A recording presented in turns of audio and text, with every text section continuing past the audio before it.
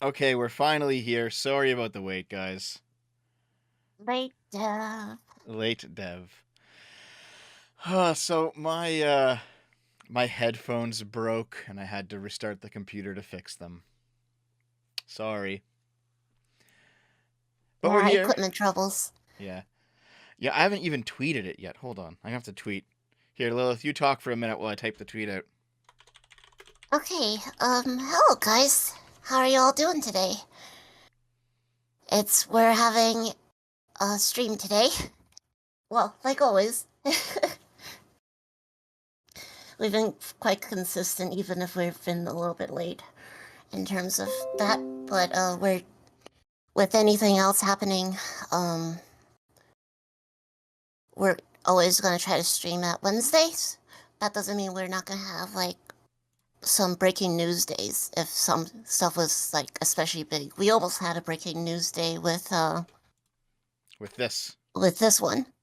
But I was in bed. I was in bed when it yeah, happened and I was like, I'm just staying in bed, dude. just stay in bed. The news will develop. Yeah.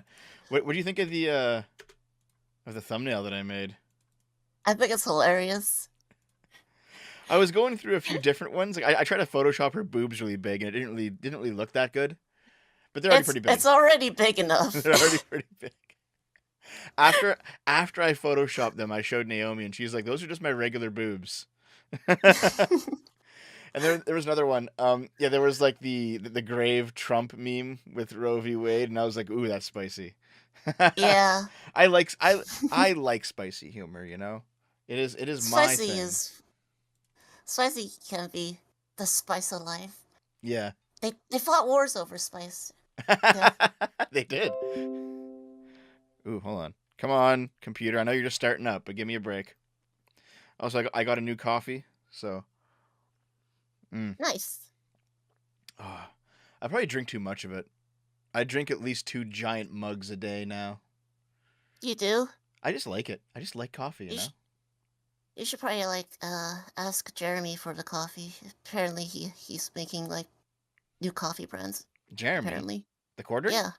Yeah, from the quartering. Yeah. He's making the quartering coffee? Yeah, he's making it a non-political one. Oh, that's cool. Damn. Yes. Yeah, But yes. I drink Kicking Horse. Kicking Horse is pretty good, and I grind my own beans because I've become a coffee hipster. I guess it's just how I am.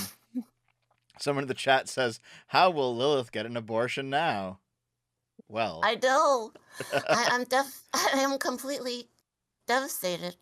I have no idea. How will they take this baby out of me? I totally have. Ha- Take it out of my working womb. hey, have you seen that? It's like it's like a pregnant Astolfo, and like it shows the cross section of the anatomy, and it just like comes out of his Yes. butt. No, Dev. It comes out of the pussy. Mm. Yeah, that's right. It does. Oh God. Hold on. Someone in the chat says 10 episodes in and Lilith still hasn't shown feet. Unsubscribed. Oh, no feet. There was actually a few super chats before we even started, so thanks.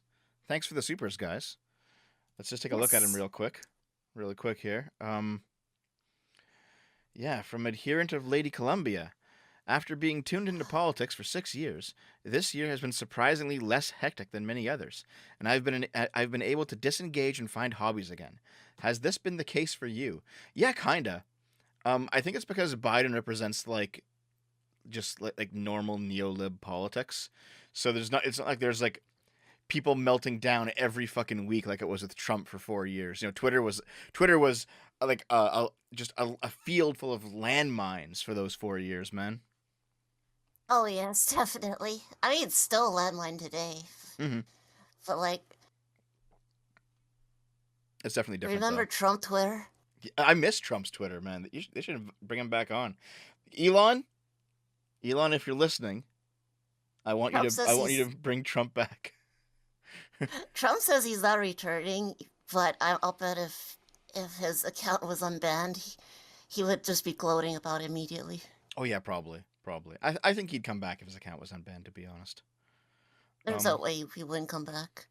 And then He made like one post at his. It might have changed by now, but didn't he only make one tweet equivalent on his own social media thing? Truth Social. Yeah. Actually, hold on. Truth Social, isn't that like you have to sign up for it, right? Yeah, I think it's not out yet. Yeah, you have to like apply to get an account. Yeah. Yeah. I always hate. I mean, it's the same with Cozy TV. To stream there, you have to apply to get an account. It's like, well, okay. I just like open platforms, to be honest. Yep. From the late Lord Bitchmeister for $2. I'm triple late to my own event. Yeah, I'm sorry. You're also not banned off of the web, so that you'll need to use Cozy TV, Dev. Yeah, not yet. You know, I have lost a few Twitter accounts over the years, but I'm pretty much still like Twitter's easy to get back on. You just fucking do it. You know, it's not a Yeah, big deal. but YouTube less so. If you lost YouTube, it'd be huge. So that's be good, Dev. Let's be good. Okay, so let's see here.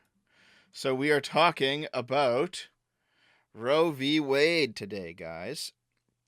Now, I did do a preliminary video on it yesterday. Just covering a few quick things. We're going to do a more in-depth look at it today. Did you watch the video, Lilith, that I put out yesterday? I didn't have time to do it yesterday. I was out all day yesterday. Oh my god! It'll be okay. Yeah. Though. We'll cover some of the same things. Let me just That's find this here. Let me just here. I will real quick. I'll give you and the chat the cliff notes. Okay. Here's the thing.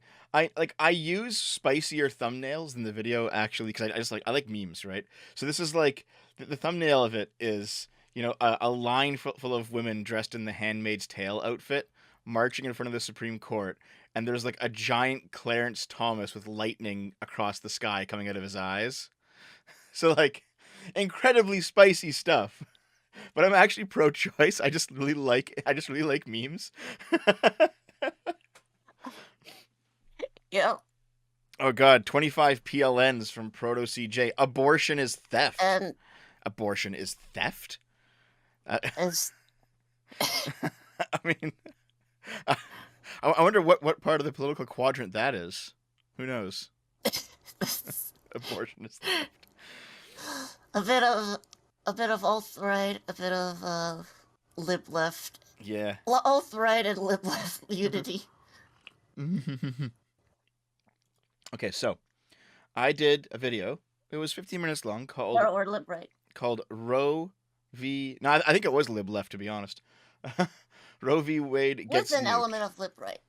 Because of taxation is theft. Here's the thing, though. Is the slogan I was taken from it.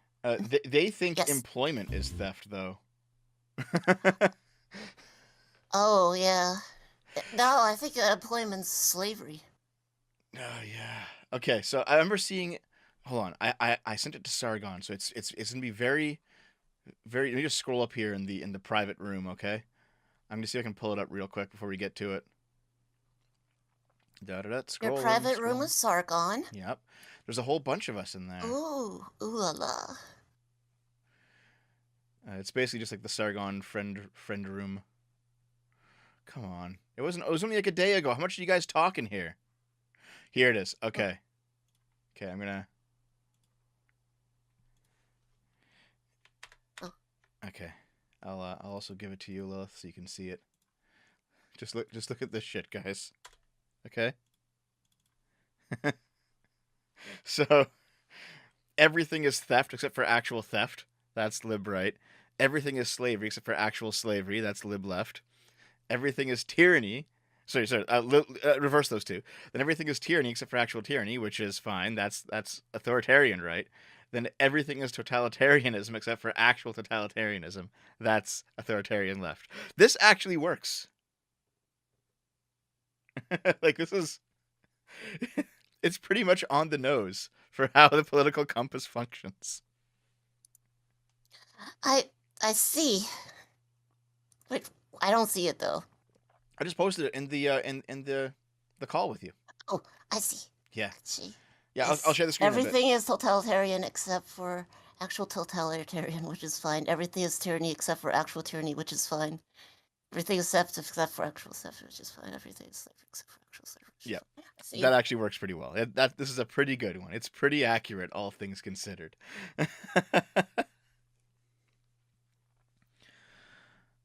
Okay, so let me just take this away real quick before we actually get into it. Okay, so I did a video called Roe v. Wade gets nuked. Nuked. Okay? And we're not just gonna like circle jerk myself off here and like watch my video on the fucking stream. That'd be ridiculous. But I will just bring it up here because there's like a few points in it. So first of all, the last time I talked about abortion on this channel was 5 years ago. 2018, early 2018. And in that 2018 video, I predicted that vaccines would be a problem for the left. And here we are in 2022, and it turns out that I was right. But as you go through the video, I just basically describe the situation in kind of broad strokes, talk about people protesting, talk about Bill Clinton's 1992 conception of safe, legal, and rare. That's where it comes from. The liberal slogan of safe, legal, and rare. That's Bill Clinton, 1992, to try and justify abortion rights. Talked and just basically, I kind of went over the data, and the data kind of shows that Americans generally like the idea of abortion being available for medical necessity, and they generally don't like the idea of on-demand abortion all the time. And that's just in terms of very broad strokes. We'll go into the data a little bit later, but that's just kind of the stuff that I went into in this video. So, to take that away, that's what I did yesterday. Mm-hmm. Hold on, we got a Silver Camaro for $5. Thank you. Some people would think that a ban would be too difficult to enforce. I propose keeping all of those objects in cages until they can't have any more kids. Jesus. Okay. Oof. That's a big oof. So. Spicy. Yeah. We are going to, in fact, get into it. And we're probably going to have to read a bunch and be real boring for the first half of this, because I do actually want to go into detail the leak itself, because there's actually some interesting things to talk about inside the leak. It's like, okay, let's get right to the show. Let's read. Yes. Yeah. Let's start with what would be a good time to start with? The Forbes, right? First of all, actually. Not the Forbes, the political article. Yep. I think I have it all laid out pretty well. Here, I'll screen share with you so you can see what I'm doing here. This one. You should be able to see it now. Yes. Okay. I also have the page open. Yep. Real quick before we start, though, guys, I pinned here. I'm going to put Lilith's, because you are on Twitter at Lilith Lovett. There it is. So you should go follow Lilith. She has a Twitch under the same name. And also, when we're done here, I'm going to hop over to my gaming channel and stream the Rogue Legacy 2 just came out. I love Rogue Legacy 1. Amazing game. Dave and I are going to stream it. So I put it in the pinned comment. So if you want to keep seeing more dev, just not abortion dev, you can click on that link and check me out. It's over at Game Boomers. Abortion dev. That's Game Boomers. So I'll be there sometime after the stream. Listen, you just said no in the chat. You're banned. Do you understand? You're banned. Destroy him, Dev. But for now, let's pull out what we got here. So I have a bunch of things. Let's see here. There's one final thing I want to do real quick. Just wait. I'm just joking, of course. Love you, whoever you are. Destroy them. Destroy. Okay. Destroy. Destroy their whole family. Okay. How dare they dissent against Dev? Here is the political article talking about the event itself. The Supreme Court has voted to overturn abortion rights, draft opinion shows. So Justice Alito, being the Chief Justice writing this draft opinion, he says, we hold that Roe and Casey must be overruled. Roe means Roe v. Wade. That was the 1970 whatever ruling. And then Casey is, I think, Planned Parenthood versus Casey, which refined the rights in, I think, 1991 or 92, something like that. It was basically there are two court rulings that basically 92. that make abortion legal in the United States. These are the two. Now they're not overturned yet, but people are saying that it's going to be about 2 months' time. So, like, usually these drafts don't get leaked. They do get leaked sometimes, but it's exception, not the rule.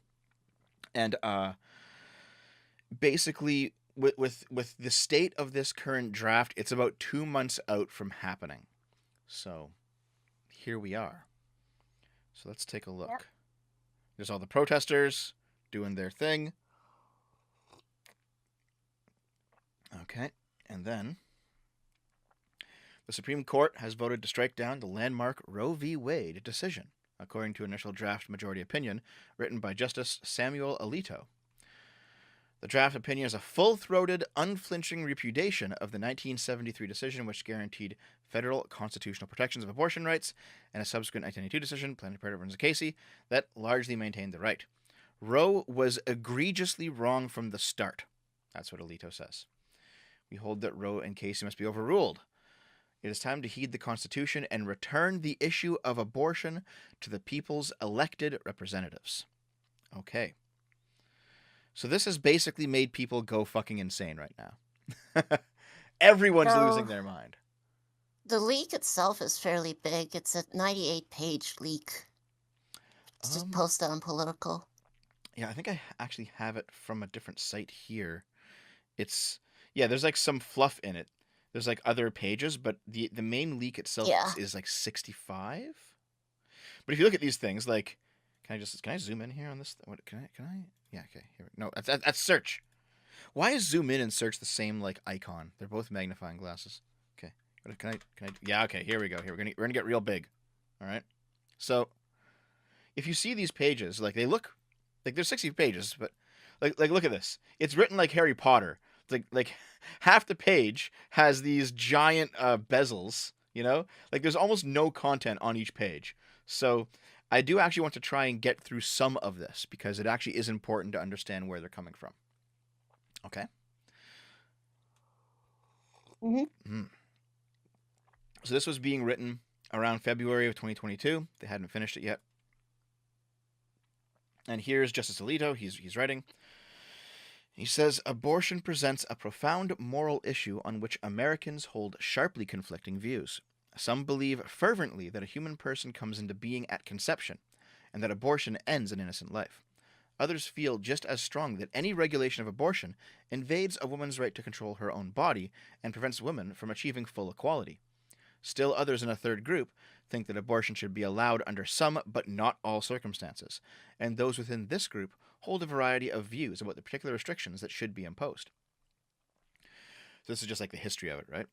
For the first 185 years after the adoption of the Constitution, each state was permitted to address this issue in accordance with the views of its citizens. 1973, this court decided Roe v. Wade, even though the Constitution makes no mention of abortion, the court held that it confers a broad right to obtain one. It did not claim that American law or the common law had ever recognized such a right, and its survey of history ranged from the constitutionally irrelevant, its discussion of abortion in antiquity, to the plainly incorrect, its assertion that abortion was probably never a crime under the common law. After cataloging a wealth of other information, having no bearing on the meaning of the Constitution, the opinion concluded with a numbered set of rules, much like those that might be found in a statute enacted by a legislature. Okay, so this is important. So, the way that courts have to work in terms of precedent is that you really have to be like autistically anal about how you justify something. And the legitimacy of the court rests on the fact that it is relatively unchanging because they're supposed to be the final arbiters of a decision. Courts generally don't like to overrule other courts as a general rule. In any common law country, in the United States, in the UK, in Canada, this is just how it is, because the idea is The legislature is where you sling around a whole bunch of different bills, see what gets passed, see what sticks. But it's the courts that decide if it's actually, you know, morally righteous, if it's good legislature. You know what I mean? Yes. In theory, Mm-hmm. that's how it's supposed to work. Yeah. So what Alito's saying here is that in the first paragraph, he says that abortion, the debate over abortion, it's not settled amongst the American public, and it's clearly not. Like, it's a pretty bitter, dividing topic, and it has been since before I was born. You know, like, this is not a debate that is done with. You know, it almost feels like gay marriage is kind of done with in a way that abortion isn't. Like, nobody cares if gay people get married anymore. You know, it's it's Yeah. it's a I different feel kind of like issue. abortion is like a even hotter topic than gay marriage, Yes. Yeah. like lately. Hmm. And in the second paragraph, he's outlining. So for the first 185 years, the adoption of the Constitution, each state was permitted to address this. So what he's saying here is that he's appealing. Was it the 10th Amendment? Let me look it up, okay, real quick. 10th Amendment. Okay. 10th Amendment. The powers not delegated to the United States by the Constitution, nor prohibited to it by the states, are reserved to the states respectively or to the people. So the idea is the federal government doesn't have jurisdiction over anything unless the Constitution explicitly says that it does. So otherwise, that's in the realm of the states, or it's in the realm of the people themselves, and not any kind of government. So he's basically saying here that the states were figuring out abortion for themselves for most of America's history, which is true. And then, when Roe v. Wade was decided, the federal government came in and basically took that away from the states, which is also true. Everything that he said so far is factually correct. He says that the Constitution makes no mention of abortion, which is true. And then, well, it makes no mention of a lot of things. That's true. And I think that's where we come into the is it due process clause of the 14th Amendment?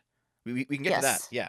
But he 14th Amendment is Yeah. easy to bring up Uh, in here. sure. Alito basically says here at the end that Mm-hmm. the ruling concludes with a numbered set of rules, much like those that might be found in a statute enacted by a legislature. So it is very uncommon for a ruling to appear the way that Roe v. Wade did, because Roe v. Wade was an argument from the right to privacy. What is that?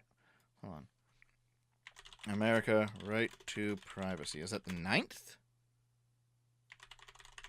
Let's figure it out. The 4th Amendment. Okay. Protects the right of privacy against unreasonable searches and seizures by the government. 5th Amendment provides for the right against self-incrimination, which justifies the protection of private information. Okay, so Roe v. Wade was ultimately decided based on the right to privacy. The logic that was given was that the government has no right to get a hold of the private medical information of a woman who's had an abortion. So that was the basis of it. And the problem with Roe v. Wade is that basis, there is nothing in that basis that allows you to say, okay, well, now we're going to set it up so that in the first trimester, no state can ever ban abortion. In the second trimester, you can have restrictions but no bans, and in the third trimester, you can ban it. And that's what Roe v. Wade said. And it's like, well, hold on. How does this 3-trimester system of differing rights, how does that come out of the right to privacy? I'm not so sure. I didn't actually know originally it was about privacy. Yeah. Yeah, I'll pull it up here on Wikipedia. Let's zoom in real quick so everyone can see it. In January 1973, the Supreme Court issued a 7-2 decision ruling that the Due Process Clause of the 14th Amendment provides a right to privacy that protects a pregnant woman's right to choose whether to have an abortion. It also ruled that this right is not absolute and must be balanced against the government's interest in protecting women's health and prenatal life. The court resolved the balancing test by tying state regulation of abortion to the 3 trimesters of pregnancy. So this was basically viewed constitutionally, and has been viewed constitutionally ever since, as being the court trying to write legislation, when that's not the court's job. The court's job is to judge legislation. Is to judge legislation. So there was, I think, a further attempt to expand this system using a different constitutional amendment that was more related to bodily autonomy, and that failed. So, is that in here as well? It might be.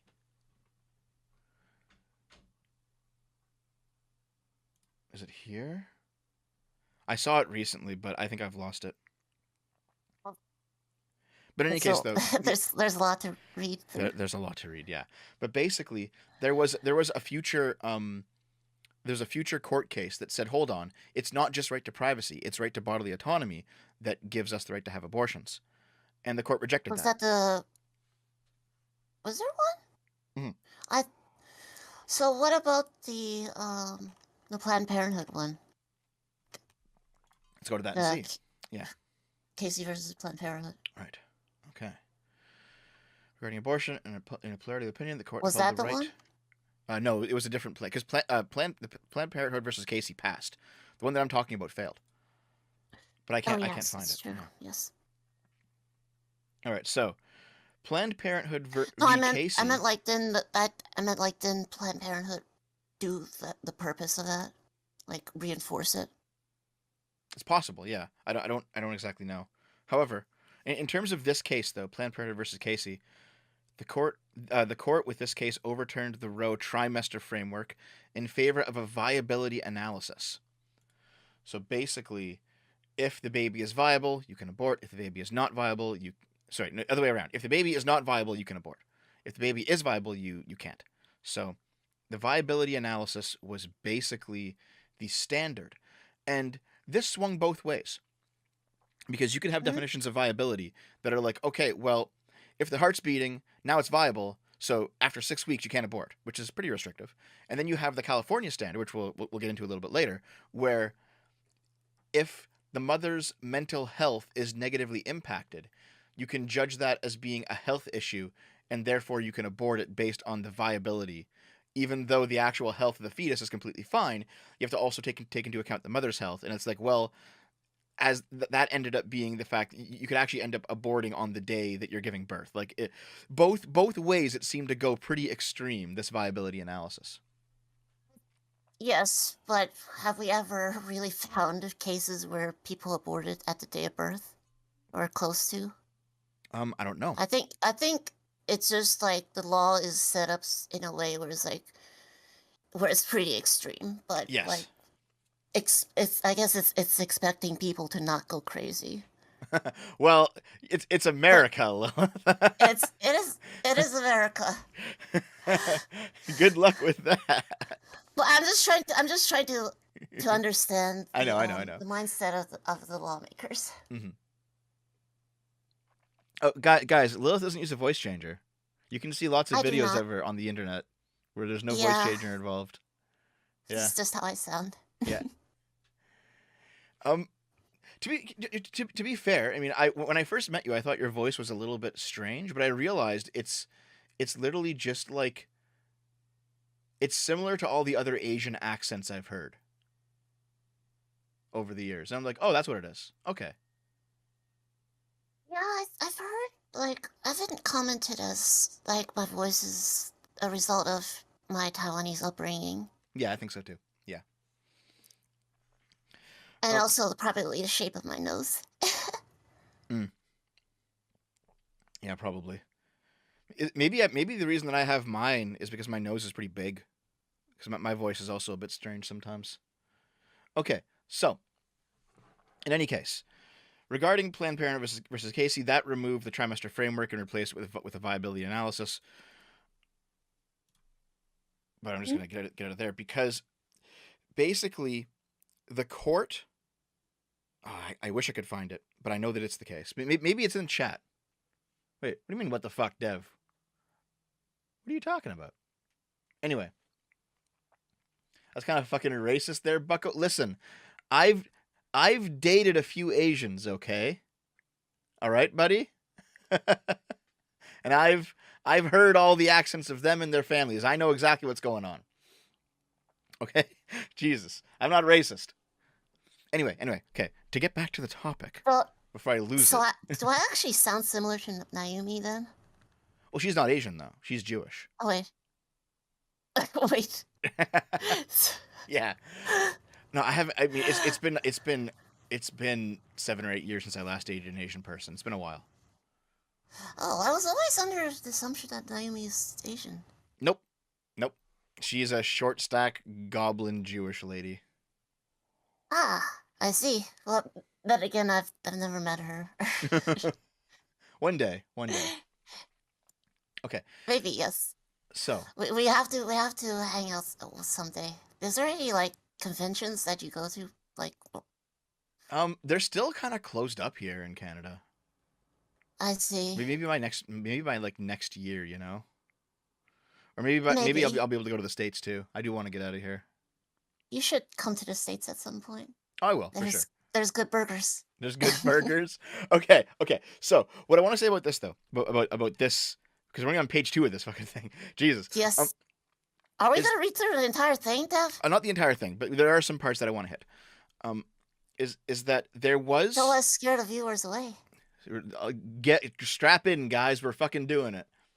We're gonna go through all 65 pages. All 65. We're gonna find extra 4 pages, so it'll be 69 pages. Okay. So there was a challenge based on the right to bodily autonomy using a different amendment, and that challenge failed. The challenge, Roe v. Wade has always rested on the right to privacy and the 14th Amendment. And we will see why the bodily autonomy challenge failed a little bit later right now. So we're going to keep reading here, okay? Thanks for the super chats, guys, by the way. We will read them in a bit. I'm just going to get through this, okay? So here we go. Under this scheme, each trimester of pregnancy was regulated differently, but the most critical line was drawn at roughly the end of the second trimester, which at the time corresponded to the point at which a fetus was thought to achieve viability. That was the ability to start outside the womb. Although the court acknowledged that the states had a legitimate interest in protecting potential life, it found that this interest could not justify any restriction on pre-viability abortions. The court did not explain the basis for this line, and even abortion supporters have found it hard to defend Roe's reasoning. One prominent constitutional scholar wrote that he would vote for a statute very much like the one the court ended up drafting if he were a legislator. But his assessment of Roe was memorable and brutal. Roe was not constitutional law and gave almost no sense of an obligation to try to be. Okay, so basically, this paragraph is what I said earlier, that the court had basically stepped outside of its bounds when it ruled on Roe v. Wade. Even people who are pro-choice, I'm pro-choice, I can still see this to be the case. Like it is not a good ruling. It was never a good foundation for solid abortion rights in the United States. This highlighted paragraph is pretty important here. I assume that's why someone highlighted it. At the time of Roe v. Wade, 30 states still prohibited abortion at all stages. In the years prior to that decision, about a third of the states had liberalized their laws, but Roe abruptly ended that political process. It imposed the same highly restrictive regime on the entire nation, and it effectively struck down the abortion laws of every single state. As Justice Byron White aptly put it in his dissent, the decision represented the exercise of raw judicial power. And it sparked a national controversy that has embittered our political culture for half a century. So, the argument here is that the political winds were already shifting to be more pro-choice on their own. And the state legislatures were coming around and passing laws to that effect. It was taking time. It was probably going to take more time than, say, some progressives would have liked, but it was going to happen on its own. And the fact that the court stepped in and just swung the mallet and said, "No, Roe v. Wade, it's now in effect everywhere. Fuck you." That basically stopped that process. Well, And now it's it stopped the process, and it basically, all the people who were slowly becoming on board with it, all the people who were kind of on the fence, they became I radicalized because they were I told they don't couldn't do it anymore. think people would ever. I don't think people who see abortion as murder would ever really be on board to begin with, though. Yeah, maybe not. But keep in mind that this was 50 I years think ago, I think right? that's I think that's you're being yeah. The, You're looking. I think you might be looking at this through today's lens, where things are slightly becoming more like accepting. There's a trend towards that, but I don't know about 50 years ago. well, they do say that. I mean, I'm gonna assume that he's not just outright lying in here. He might be. You know, who the fuck knows? Maybe he's just making up history here. But like, he's saying that a third of the states had liberalized their laws in I'm the not, years I'm not prior saying to the Roe v. third of the Wade. states part was Right. wrong. I'm just talking about trends here. Well, sure, but like, if there was a trend moving towards pro-choice positions, such that a third of the states But liberalized their laws over the course of the decision, maybe that would have hmm continued. maybe. And it seems like, considering other trends, it's reasonable to say that it might have continued if we had just kind of let it happen.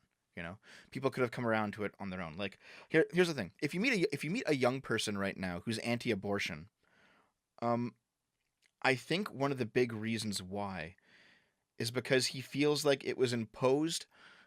It was imposed on him by a federal government he doesn't trust, and he never got a chance to vote on it, or his parents never got a chance to vote on it. You know, like, it was never actually put up for a vote; it was imposed.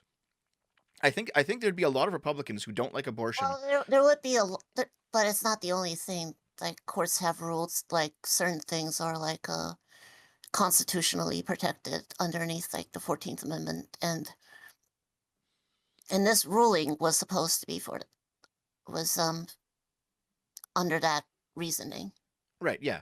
But I guess what I mean is, like, if if it were put to a vote and the anti-abortion crowd just lost. They lost the vote, it became legislature, it became law, and that was that. I don't think it would be nearly as bitter as it is right now. Yeah, if there was like a vote, like if there was like a legislature on top of that, where people got a say, and Hmm. I don't think people, I don't think we would be having this discussion today if the foundation was built a little bit better, perhaps. Yeah, yeah. Investigator Wimquin for $50. Thank you. Sending this super chat to thank Lilith for answering and responding to every comment I left on her tweets in good faith. Thank you. Oh, Oh, you're welcome. were you guys having like a debate earlier? I I think I don't know. It could be. Uh, I forgot what I don't know if their uh what their Twitter name is, but I'm glad that that means a lot actually. Thank you very much, Investigator Wimquin. Yeah, thank you. But yeah, it's my opinion that I don't think it would be nearly as bitter. It'd still be kind of bitter That's, because people think it's murder.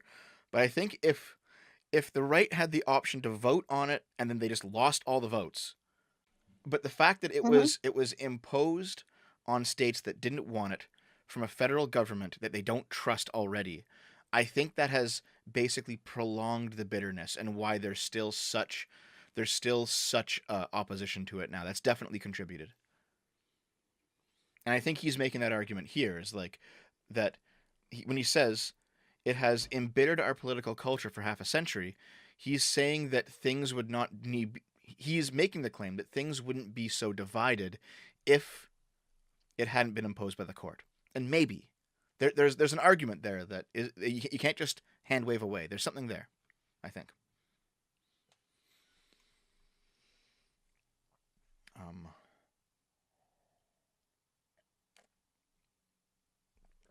okay, so he continues on here talking about Planned Parenthood versus Casey, how it changed things a bit.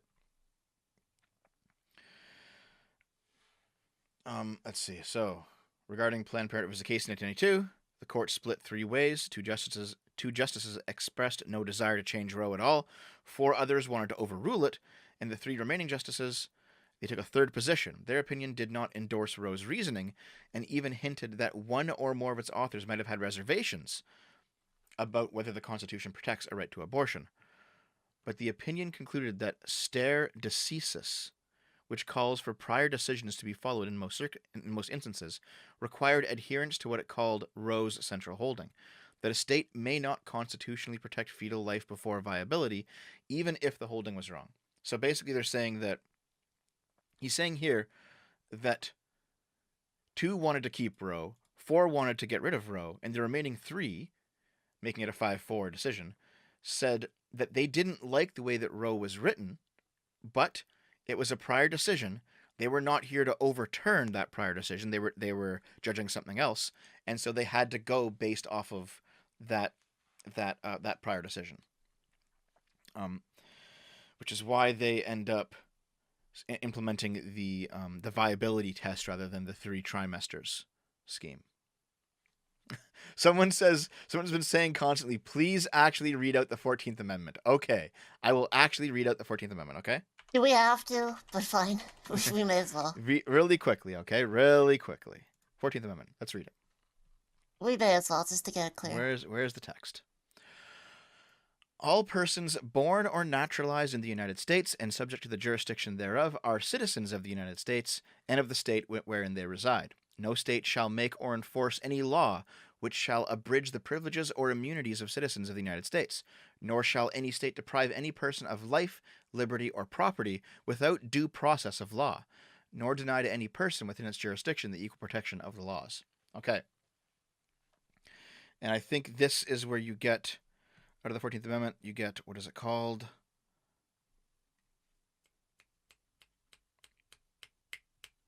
The Due Process Clause, the Equal Protections Clause, Privileges or Immunities Clause. Right, okay. So. Translation, you may not step on snake. You may not step on snake. Especially if the snake is American. So basically, the idea seems to be here. When you see, nor shall any state derive any person of life, liberty, or property without due process. That's kind of an important part of talking about abortion, because you can have a process that deprives a person of life, liberty, or property. So, for example, life is obvious. You commit a bad enough crime, you get executed. Okay, property, yes. Obvious. If you owe a fine, you have to pay the fine. So there you go. Can there be a process to deprive you of liberty? Well, the argument here is that women who get pregnant are deprived of liberty without a process, and that is where you bring in the Due Process Clause, and that is where you get the basis for Roe v. Wade. And it's not. I think like it's being not great. Pregnant and being like and being told you have to carry it out. Yeah, that's their logic, Yeah, but it's. Yeah. The problem is that they're judging. They also have to. They even mentioned in Roe v. Wade, they have to balance that with also the state's interest in both protecting the woman's health and the child's health, and they were unprepared in Roe v. Wade to judge when a fetus becomes a person with full rights, the way that a child is. They just didn't judge that at all. They just didn't even bring it up. And as we read, you'll see they just ignored that question. They just said, okay, well, we're just gonna in Planned Parenthood versus Casey, they just pinned it at viability and said, about here, why not? It's really shoddy. It's really poorly written. This is like, I'm pro-choice. This is not the way that you set up abortion in your country. Judges are also not doctors. Mm-hmm. Okay. Unless the judge happened to be a doctor, but I think they're quite rare. So here we go. Casey threw out Roe's trimester scheme, a substitute new rule of uncertain origin under which states were forbidden to adopt any regulation that imposed an undue burden on the woman's right to have an abortion.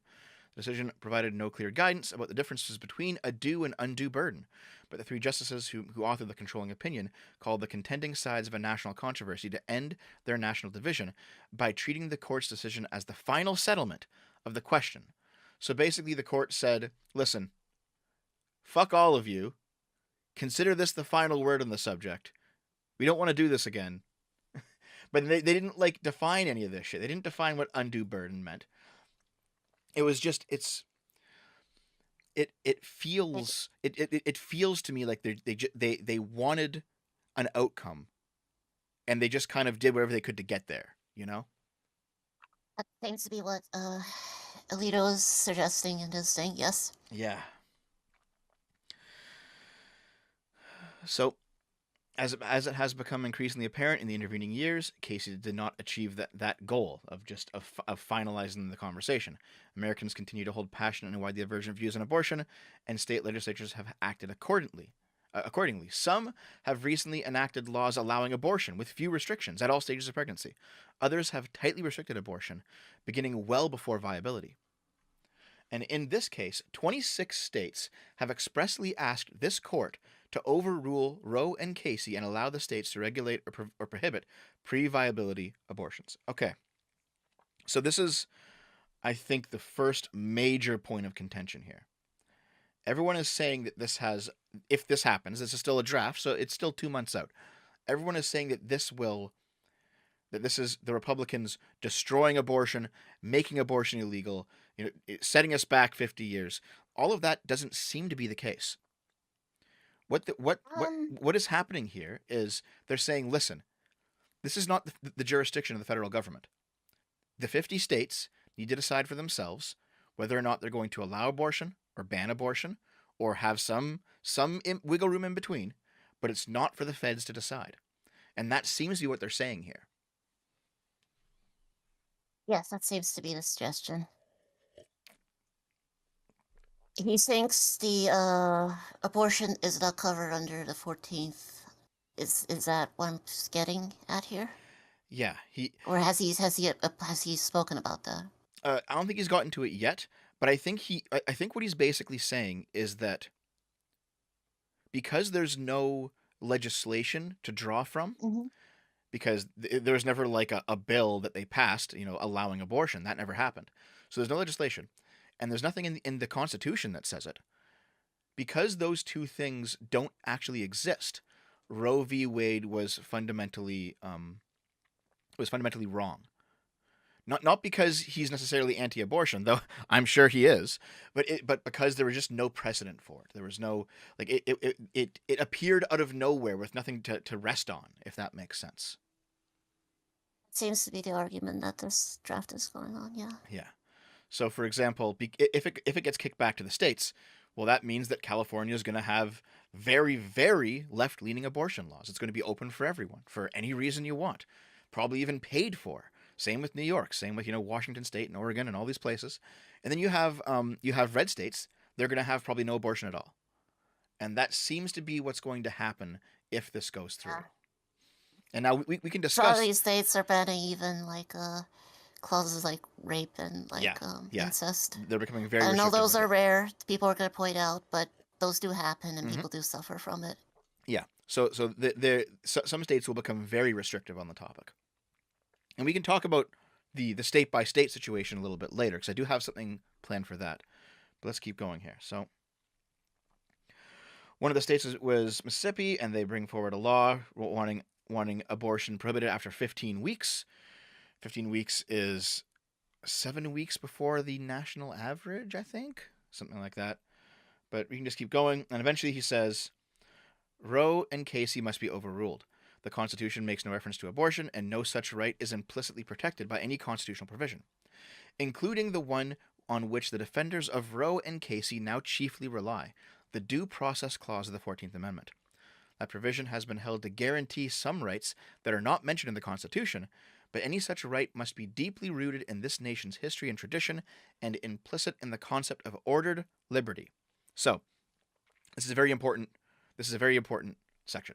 So, the Due Process Clause of the 14th Amendment has generally stated that there can be rights that aren't explicitly written in the Constitution that nonetheless are protected because of some implicit stuff happening in the writing. And Mm-hmm. the previous rulings on that subject have said that in order to have an implicit protected right from the Constitution that isn't explicitly written. It has to be, one, deeply rooted in the nation's history and tradition, and two, implicit in the concept of ordered liberty. Now, you can make an argument that abortion is implicit in the concept of ordered liberty, but I don't think you can make an argument that abortion is deeply rooted in the nation's history and tradition, because he spends the next 30 fucking pages going through a bunch of examples where in the nation's history abortion was illegal. So, Right, but I don't. But that's where I disagree with them very strongly. Because I don't think rights and liberties should be based on the history of how long they've been a thing. see, I agree with For you there. example, for I, example, like white people have been freer for longer time than black people have. mhm. But I And think the like difference if is, we go back and long enough and like by history, like how long back are we going? Like Roe v. Wade was I think like 48 years, right? mhm, By this point. yes, It's kind of hard to deny that's not a part of history. Maybe he could say like before then, but where do you draw the line? I agree. I agree. The the issue, I understand your logic, but the issue with that logic is that this this deeply rooted in the nation's history uh, check box that you have to tick off, that only applies to implicit rights that can be basically conjured up from the due process clause. So it seemed to be the case that there was an explicit right in the Constitution for black people not to be slaves in the United States, and that right was consistently violated. So they didn't need to rely on the due process clause of the 14th Amendment. They didn't need to rely on the whole deeply rooted in this nation's history thing. They simply had to say, "Hey, look, you're explicitly violating this amendment directly." And eventually people pulled their heads out of their asses and said, "Oh yeah, we are." And so they didn't need to rely on history because it was It already took a there. war. It took a war. They didn't do that on themselves. Yep, it did. It did. Yeah, it absolutely did. Yes, Like I'm not, but people eventually mhm. did realize that holy shit, slavery is bad. Yeah, but the thing is, most rights that liberals and libertarians alike hold to be, um, we can use the word sacred, even though we're not religious. They hold them sacred. They are explicitly protected by the Constitution, not implicitly. Most rights. And that's the difference, I think, is that abortion is an implicit right that comes through the due process clause, and so it has to be judged against history. Meanwhile, something like speech, explicit right, First Amendment. Something like guns, explicit right, Second Amendment. Um, and so you have life, liberty, and property. There's slavery out the window, you know. So there are definitely, I understand the point of view, but I don't think it applies to abortion. Hmm. So you're agreeing with the passage then? I think so. Let's see. I think Fair so. enough. Uh, that being said, I'm still pro-choice. So, for example, like if I were in charge of the United States, I would say, hey, it's time to write some legislation and put it through Congress and put it through the Senate, and now you have something that's much more concrete than Roe v. Wade, and now you can actually have that. That would be how you do it. I'm not sitting here being ideologically against abortion, and I want all abortion to end in the United States, and I'm not that person. It's just that the way that it was done was so bad, and it's causing almost all the problems that we're currently facing, I think. I can see that perspective. I do wish I do wish over the years Democrats uh when they held the majority they do what they said they were gonna do. Like Yeah, but like but hey, you're expecting politicians to I know what you mean. you're expecting politicians to follow up their own campaign promises pre like Obama there was like a Obama said like he was gonna like I think I have that here. oh Hold on. we're gonna sign it into law, but when he got elected he was like quoted as saying like it's not the biggest priority right now and Yeah, I've got nothing it ever here. happened. Here. Let's see. Obama promised to sign the Freedom of Choice Act on day one. Hasn't touched it since. This was published on 2012.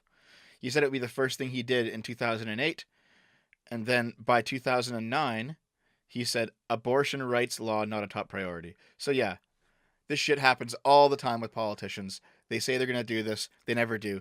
Like the And Democrats, remember, they had the presidency, the House, and the Senate at the time. yeah. So the Democrats, haven't they basically held the reins of power for about 25 of the last 50 years? They still haven't done it.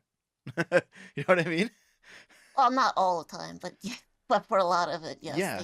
they did hold a lot of power at certain points And where they could have done it. here But here's Biden in well, 2019.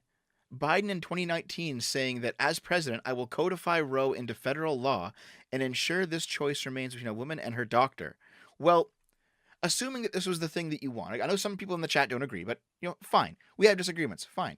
But if this was going to be the thing that you do, Biden, you had 2.5 years to do it. What happened? hmm What? where's the law, Where's the law, Biden? Biden? Where's the effort? Mm-hmm. Like they know Exactly. that this isn't a surprise, by the way. This draft leak was a surprise, but we Yeah. knew this was coming. Oh yeah. I think The everyone the kind of felt like the this six, was happening. yeah, Yeah. with the conservative majority and all the states pushing it, we knew this was coming. But the only reason we're talking about it right now, and that Biden has made a statement about it on, is because of the leak. Mm-hmm. Yeah. So back to the leak itself. He wasn't gonna do anything. I mean, he might now. Probably. He might Like, know. yeah, He see, might now, actually. now we've got 2 months and a galvanized Democratic base. He might actually do it now, but before he wasn't gonna. I don't think. Before he was just gonna. He was just gonna like. He was just gonna be like, yeah, whatever. I'll just ignore it until I have to. And well, now you have to. So here we are. Um, so back on the leak, we have the right to abortion does not fall within the category of deeply rooted in this nation's history and implicit in the concept of ordered liberty. Until the latter part of the 20th century, such a right was entirely unknown in American law. Indeed, when the 14th Amendment was adopted, 3/4 of the states made abortion a crime at all stages. The abortion right is also critically different from any other right that this court has held to fall within the 14th Amendment's protection of liberty. Roe's defenders characterized the abortion right as similar to the rights recognized in past decisions involving matters such as intimate sexual relations, contraception, and marriage, but abortion is fundamentally different, as both Roe and Casey acknowledged, because it destroys what those decisions called fetal life, and what the law now before us describes as an unborn human being. So, what's going on here is that he is addressing what I mentioned, the due process clause of the 14th Amendment. And he's pulling out the life, liberty, and property part of that clause. And he's saying that sex outside of marriage, that contraception, and that gay marriage, these are all things that seem to be pretty obviously protected without much discussion on the matter by the word liberty in the 14th Amendment. You have the liberty to do these things.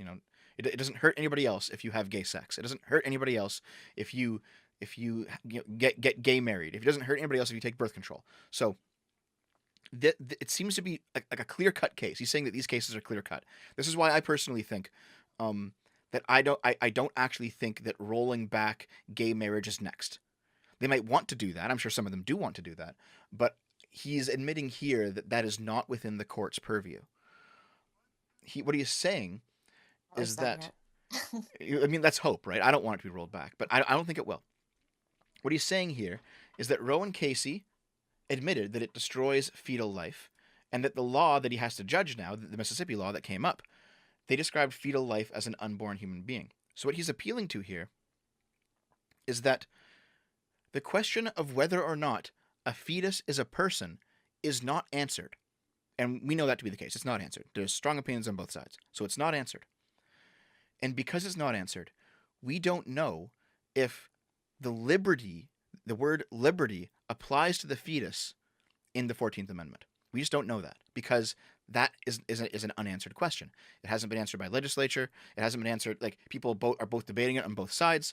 And it's not the court's place to determine whether or not this is life. They're not saying it is. They're not saying it isn't. They're just saying that it's not our place to say. The legislature has to do that. Or he's like um, Casey didn't establish what constitutes life or Yes. is or not. Yes. Yeah. He's saying that as well. So if we keep going here, he says that Roe was egregiously wrong from the start. Its reasoning was exceptionally weak, and its decision has had damaging consequences. And far from bringing about the national settlement on the issue, it has inflamed debate and deepened division. It is time to heed the Constitution and return the issue of abortion to people's elected representatives. So he is saying we are not banning abortion, we are allowing the states to regulate abortion or deregulate abortion as they see fit. So at the very least, the hyperbole about abortion being banned in America being brought back 50 years, that just seems to be hyperbole at this point. I'm not saying this is a good situation.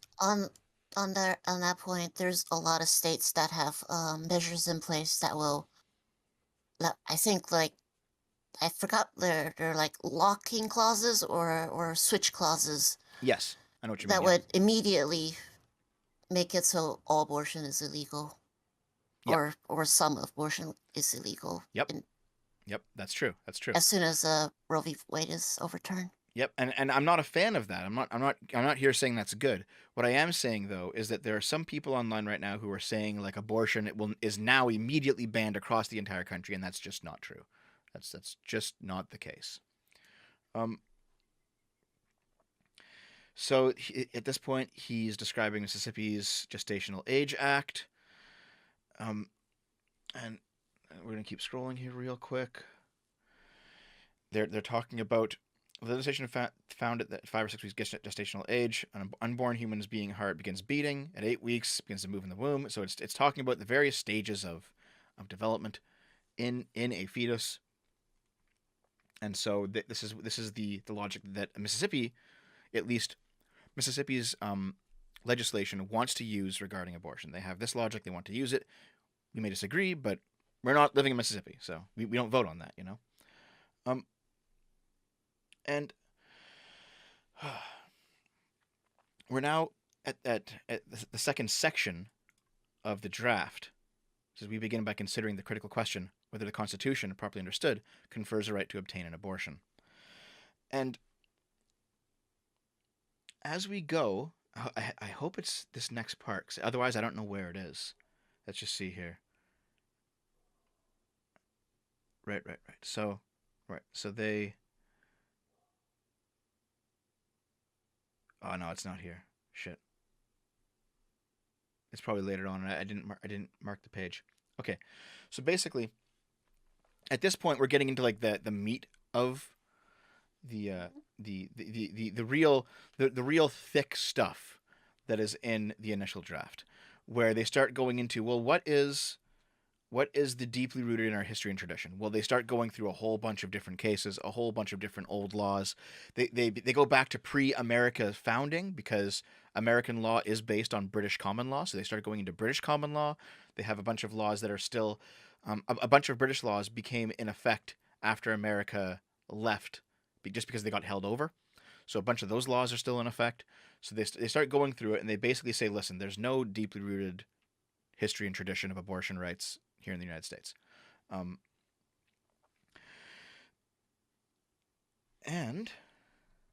let's keep going. There should be a part as we go.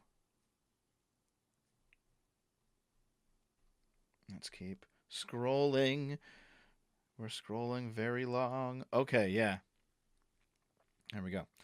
So British common law said abortion was a crime after quickening, which is the first felt movement of the fetus in the womb, which is between the 16th and 18th week of pregnancy. So that's how it was way back in the day. Like if the woman feels the fetus move, now it's a person. That's how it was. So Yes. Yeah, that's how it was like a long time ago. Also, I didn't actually know until researching this that quickening meant that. I thought it was just from the Highlander movie. You know, when you like, I don't know if you saw it, you like cut the guy's head off and you gain his power, and it's called the quickening. I didn't see that. Oh, you haven't seen Highlander? I haven't. was there an anime for the Highlander? There were a couple I'm sure animes there actually. I was. think there was two. Yeah. I think that it might be buried in my memories. There's like an immortal guy that goes around like killing other immortals to get stronger to get Yep. revenge on one immortal, right? Mm-hmm. McLeod. Yes, the chat knows what's going on. He knows what's going on. So there's like a 17th century law here. The abortion of a quickened child was murder if the child was born alive, and a great misprison if the child died in her body. So there's like there's basically been restrictions on this on abortion for a very long time. So So they jailed a woman if the child dies in her body. no, if someone killed her, Oh, no, like it, oh, I misheard then. no, I think no. What this is the doctor who performed an abortion, if the child had already quickened and the child came out alive and then died, it was murder. But Ah, if the child died inside of her body before the abortion was complete, then he went to jail. I see. Yeah. But that was only after quickening. Anyway, we're just going through like historical precedent here, and there's like hundreds of years of law. He goes for like 40 pages on this stuff, right? He's 1803, he's in 1803, 1868, 1910. Like there's so much shit here. And then he says, the inescapable conclusion is that a right to abortion is not deeply rooted in the nation's history and traditions. On the contrary, an unbroken tradition of prohibiting abortion on pain of criminal punishment persisted from the earliest days of common law up until 1973. And Yeah, people have been trying to control bodies forever. yeah, yeah. But because things were liberalizing on their own by the time of 1973, this is what I mean when I say that I think if they just left it alone, it would have been fine, given enough time. Because yeah, there's this history, but people's ideas were changing, laws were changing. Things were working themselves out, and I think Roe v. Wade probably just made everyone angry. Maybe it was like too much too fast. I don't know. It's possible. What's the next part? I wonder if I can find it. Like if I believed that abortion is murder, I'd be pretty upset Mm-hmm. if I was told. But yes. Let's see here. I'm probably not going to be able to So I can find the last part. sympathize, is what I'm trying to say. Yeah, so can I. Like I'm pro-choice, but I understand the pro-life argument very well. I get it. I don't think Yes. that people are bad people for being pro-life. Like, here. Well, I'm sure some people are. Oh, I'm yeah, sure some people. Some people. I'm sure some sure. people are bad for being pro-choice too. Yes, yes. So like, the thing is, if you believe that abortion was murder, state-sanctioned murder, imposed on you by a government that you don't trust, and in a process that you didn't vote for, and that institution killed 63 million of what you consider to be babies. Looking at it from that point of view, it does become understandable why some people would go insane and start bombing abortion clinics. I don't agree with that, but I understand their position. Yeah, definitely don't agree with that.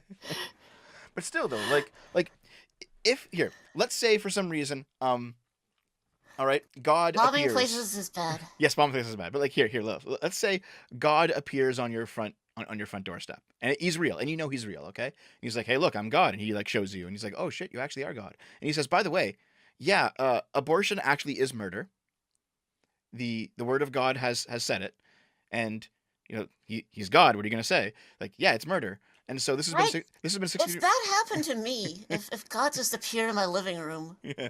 I'd be like, do I need to take some medication? Well, yeah, but you know what I mean. Like, assume. I know, I was just joking. Yeah, I was just playing around. No, I get it. But like, if you're gonna roll with it a bit, like, Ugh. if we basically definitively figured out that yeah, abortion's murder, if there was somehow a way to definitively figure it out, then you would like, it would be worse than the Holocaust. It would be worse than the Holodomor. It would be an insane number of dead people, and people who like opposed it with violence would suddenly become very justified. So that's the hard The thing thought. about simply demonizing your opponents. Like, it's you can't just say everyone who doesn't think like you is evil and that's that. Yeah, definitely. I mean, people could do evil stuff from Yeah. the thinking, but like, I don't think people who disagree with me are necessarily evil either. Yeah, same here. Same here. But Yes. I think there's a factor that neither of us are directly affected by this to consider. I mean, sure.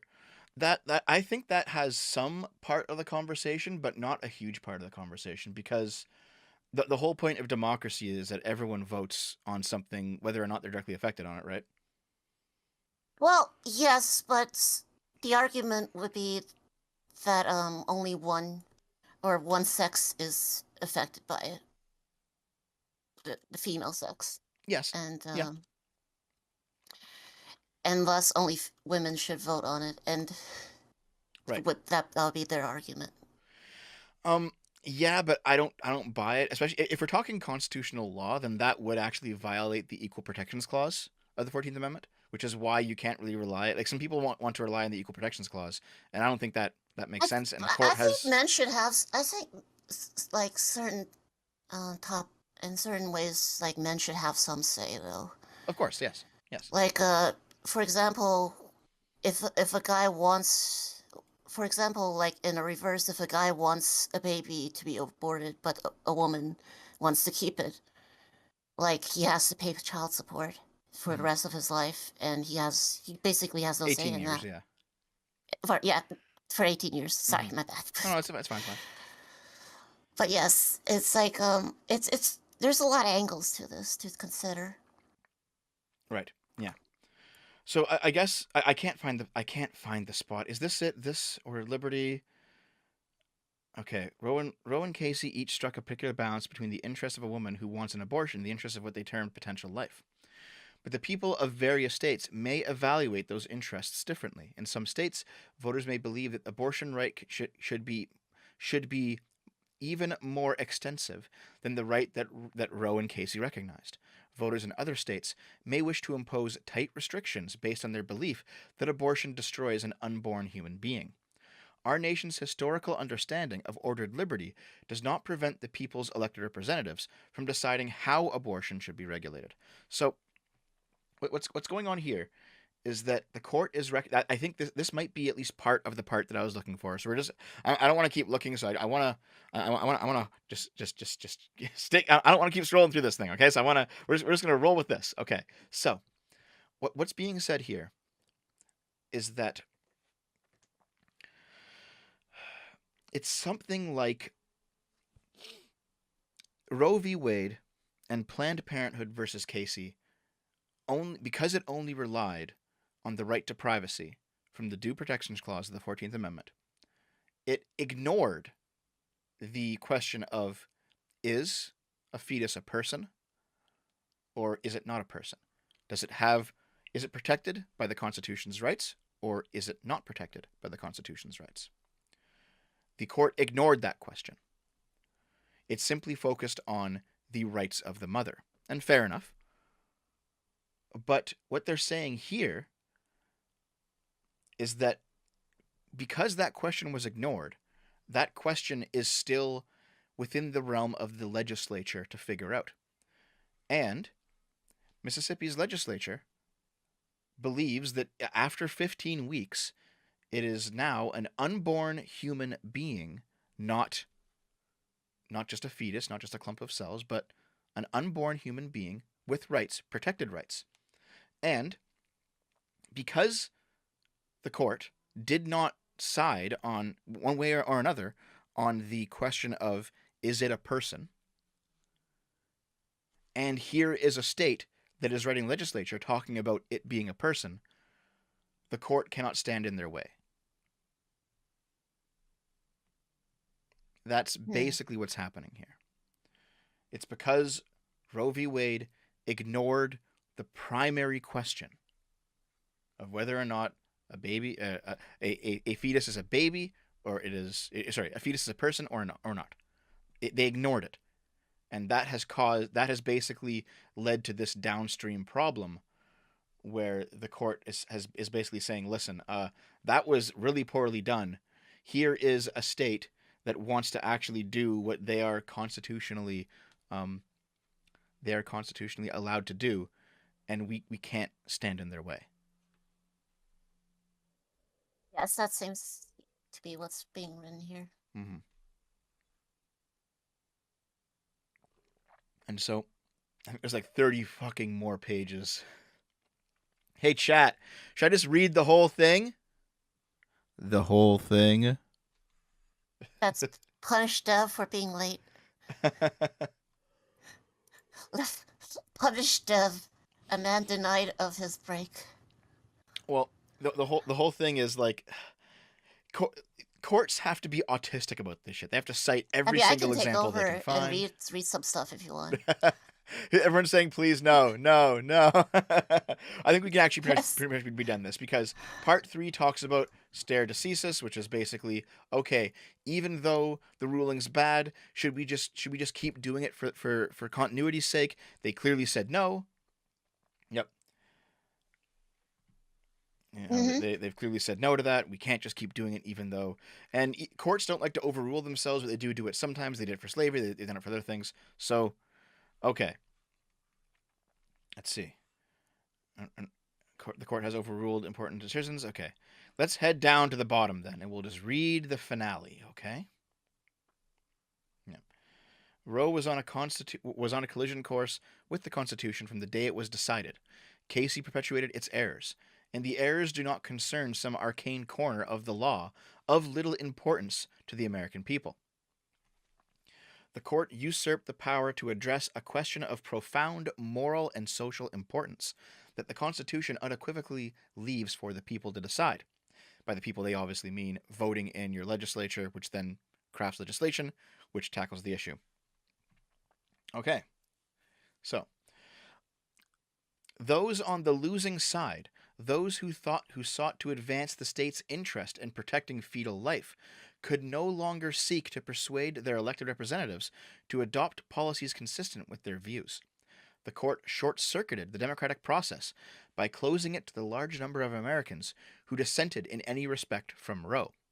So, this is what I said earlier, where basically, if you have people who believe that abortion is wrong, they can't even vote on it anymore, and so they feel cheated. And he's basically saying the same thing here. Okay, and then let's head. Jesus Christ, Jesus Christ. There's so much shit. You stuck, like I said, you should have stuck to the political article. Well, But I know we were always planning on reading from the original source, but I think yeah. there's a reason why most streamers don't read through the entire draft. Well, here's the actual end, okay? We do not pretend to know how our political system or society will respond to today's decision overruling Roe and Casey. And even if we could foresee what will happen, we would have no authority to let that knowledge influence our decision. We can only do our job, which is to interpret the law, apply long standing principles, and decide this case accordingly. We therefore hold that the Constitution does not confer a right to abortion. Roe and Casey must be overruled, and the authority to regulate abortion must be returned to the people and their elected representatives. That's the end. They're not outlawing abortion. They're saying leave it to the states, and if the states pass Which, for, if the states pass abortion, fine. If the federal government actually writes legislation, fine. But it should not have been done this way. There we are. So Lilith, what do you think? Before we get into any more any more shit. well, I think we should talk about what it means from that. I think Oh well, we can do that if you want. But I was wondering if you had any any comments on the logic itself. well, it's a lot. to go through. Hold on. Are you afraid of like getting I think canceled by one side or another if you say anything? no, I'm not afraid of getting canceled one Okay, side okay, or another. okay. Like I am on the same page as you in that I'm pro-choice, Yeah. and I think the arguments here, like they're when you laid it out, Mm-hmm. they seem internally inconsistent. Mm-hmm. But I disagree with like the historical clause as being of a major requirement because like history can often not be slavery was legal for a very long time, for Mm-hmm. example, That's true. and that went through it. Well, But like here's the thing though. The reason why yes. I actually agree with this and why I disagree with you, no offense, um, is because Oh, how dare you? How dare you disagree with me? how dare I? Okay, hold on. Anti-slavery, anti-slavery amendment. No, it's just So, go on. yeah, the 13th Amendment to the United States provides that neither slavery nor involuntary servitude, except as a punishment for crime, wherever the party shall have been duly convicted, shall exist within the United States, or any place Except for subject to their punishment of jurisdiction. crime Yes, leading except to years of I don't know. It's just I, I I, know. I know the meme. I know the meme. But the point being, the point being is that when the 13th Amendment was passed, there was no history of no slavery in the United States. There was none. But they passed an amendment. There's a process to pass an amendment in the United States to put it in the Constitution so it becomes like a priori its own thing, not defined by the Due Process Clause, not having to be derived by some other amendment. It is just there. You can do that. There can be an Yes. amendment in the future that enshrines abortion rights in the Constitution. That can happen. Um, so it's not so much that you need this historical precedent to set abortion into law. That's not what's happening. It's more that they didn't follow the right procedure. And it's always kind of been that. So, for example, how do in the United States constitutional amendment? How do you make one in the United States? In the I think like USA, you have to have a super majority. yeah. So, how to? Okay, doesn't even say how to on the Wikipedia page. Come on, Wikipedia. Oh wait, here it is. Here it is. Okay. Amendments must be proposed and ratified. Let's see. The God U.S. Emperor says I actually agree with the slavery as punishment for crime thing. Oh, good Emperor, Based. not God Emperor. Based. Okay. Whenever a two-thirds majority in both the Senate and the House No, of not based. Representatives Bad. deem it necessary, Free. or a national convention called by Congress for this purpose. That, Okay. mm-hmm. Okay, so there are basically two ways to propose an amendment, and then it has to be ratified by 3/4 of the states. And 2/3 of the House. Yeah. Okay, so the issue seems to be that abortion just is not that popular. Because if it was, you could get a constitutional amendment through. You could make it as part of the Constitution. But it's not that popular. So instead, they have to do this thing where they have to try to pull it out of the Due Process Clause, and they have to go through these hoops because Well, it's not it, popular enough yeah, so that it reaches the 2/3 or a 3/4 yep, um hmm clause. yeah. So let's, But oh, overall support is higher than non-support. Like I think more people are against the overturning of this than they are of supportive of keeping it together. yeah. We No, can get, no, wait. I we mean, can more get into people. that, yeah. I said it the opposite. I think more people I know what you are mean. Yeah, I like, know what you mean. yeah. It's okay. It's okay. But we can get into that in a bit if you like. But I'd like to take Mhm. a quick break here, and we're gonna read some supers real quick. Okay. We're gonna Yes, go through the that's first round of super chats. Thanks everyone. If you want to keep the channel going, please consider continuing to donate. Let's read here. Okay. So, let's see. From Iwo Danowski. Dev, I need to walk my dog. Can I pause the video? Yeah, don't worry about it, dude. Um, We'll be here. $2 from Makoto is the best protagonist. I like memes, says Dev. Yes, that is me. Lady Columbia for $5. Are Zoomers really as screwed as Carl thinks? Or is it applicable to only a terminally online portion of my generation? Reminds me of early millennials. I don't know. Like, there are definitely. Here's the thing: people who are terminally online are kind of screwed. There are more Zoomers than normal. They're terminally online, but not Mhm. all Zoomers are terminally online. So who knows, right? Who knows?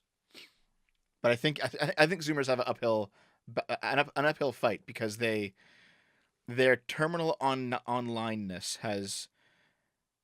I hate sound like an old man, but it's kind of made them soft in some ways. You know, they get canceled on Twitter. They think their life is over. It's like, just log off, dude. Don't worry, it'll be fine.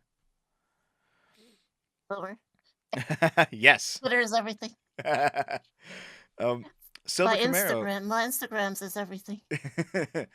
Silver Camaro 78 for $5. Some people think that a ban would be too difficult to enforce. I propose keeping all of these objects in cages until they can't have kids anymore. I think I read that. And that's Yes, you did. ridiculous. Okay. They should pay again. They should pay again just because you read it twice. Yes. I'm joking. Yes. Cyborg for $5.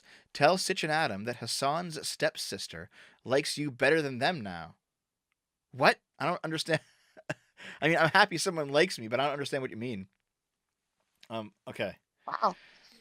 Righty Dev, Rofty good Pixel. lady, man. Righty Rofty Pixels for $2. Do you think this leak will sway any judge? No, I don't. I don't. I think this will actually kind of solidify them in their positions. I think they're more likely to just say this is the final now and say fuck you for leaking it. I think that'll happen. Zeliaxon Doppelganger for $2. Can we really late term abort leftoids? Yeah, free for all abortions. You can abort them even when they're 80 years old. Go ahead, guys. All abortions. You know what? We will have I saw a joke. Yeah. Where it's like, we have to wait until they're 10 until we decide to know if they really like Sonic the Hedgehog or not. Listen, you know what we'll do? We'll legalize That's the first. abortion. That's the first sign. We will legalize abortion, but here's how we'll do it, okay? We'll allow you to abort at any age, even if they're really old. But however, the only legal way to do it is to throw them out of a helicopter, okay? So we'll have abortion helicopters, and we will throw all the leftists out. How does that sound? Bruh. That pay no shame moment. Okay, Zimzilla for $5. The clown show over this leak.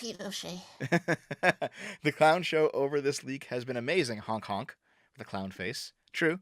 We do have a section for salt as well. Yes, we do. The late Lord Bitchmeister for $2. It's Salts and takes. It's a boitrated cake. I don't understand what you're saying there, dude. But thank you. Ike of Pike for $5. Brother Dev and Sister Lil.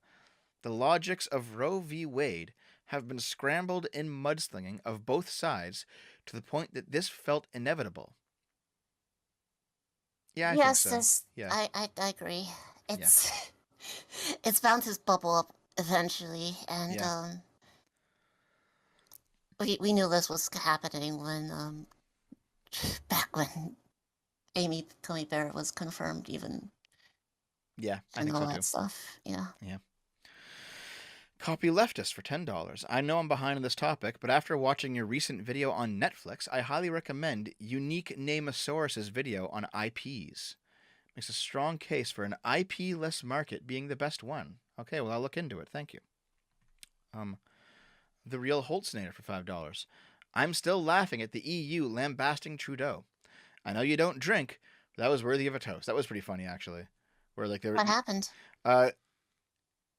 Some people in the EU Parliament basically shit on Trudeau for how he treated the protesters in Ottawa. Oh. Yeah. Well, good, because he treated them awfully. Yep. Like if he had just ignored them and just let them protest, like, I don't know. I think how he handled it is like a prime example of Streisand effect. Yep, absolutely. Uh, Brother Doom for $5. Oops, I forgot this was going on. Check it later. Enjoy the rest of your week. Oh, thank you, dude. Thank you. Thank you very much. Count Artha for $10. Regarding viability, Ron Paul. Ron Paul was an experienced obstetrician in a relatively affluent rural area. And in 2008, he claimed he could save a baby even if it weighed 1 pound. That is the problem with pinning it on viability, is that means if your law says only when viable does it become a person, well, that means that as medical technology advances, the date becomes earlier and earlier and earlier as babies will stay alive that before couldn't stay alive. Like, let's say in the future, a couple 100 years from now, we have artificial wombs, okay? So a woman can get pregnant and 1 week in have the baby transplant into an artificial womb. Well, now that baby is viable. That baby is viable from 1 week. So that means if viability is the only metric, then in that future there's no more abortions ever. They'll all be made illegal. So that's the problem with the viability argument, is that it seems to be I don't know. I even don't more know. I inconsistent. don't think that such a future would be so bad. Even I don't think in such a future abortion would even need to be illegal. I think people would just have no need for it. Hopefully. Maybe. Hopefully, fingers crossed. But here's the thing. Like let's hope technology liberates us as opposed to enslave us. Yes. No, I feel the same way. But a lot of arguments for on-demand abortion are beyond rape and incest and stuff like that. They are just straight up, I don't want to have a kid right now. And if we live in a world where you have artificial wombs and men still can't, run away from their parental responsibilities because they have to pay child support, they have to be involved. We do have this legal and cultural expectation that men are part of their kids' lives, even if they don't want to be.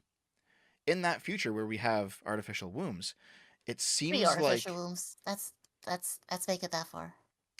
yeah, true enough. But even so, though, like in that future, Because if it's the not free, then the onus would be on the person paying for it. Then yeah, but the onus is already on men to pay child support anyway. yes. So, I mean, I don't know. They probably have to pay for it too, because it's the same standard.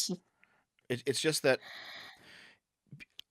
a good chunk of abortions happen, like elective abortions happen right now because women don't want to pay to have a kid. They can't afford it. Not the right time in their life. Fine, whatever. Like you might think that that's ridiculous. You might think that that's murder. You can have that opinion.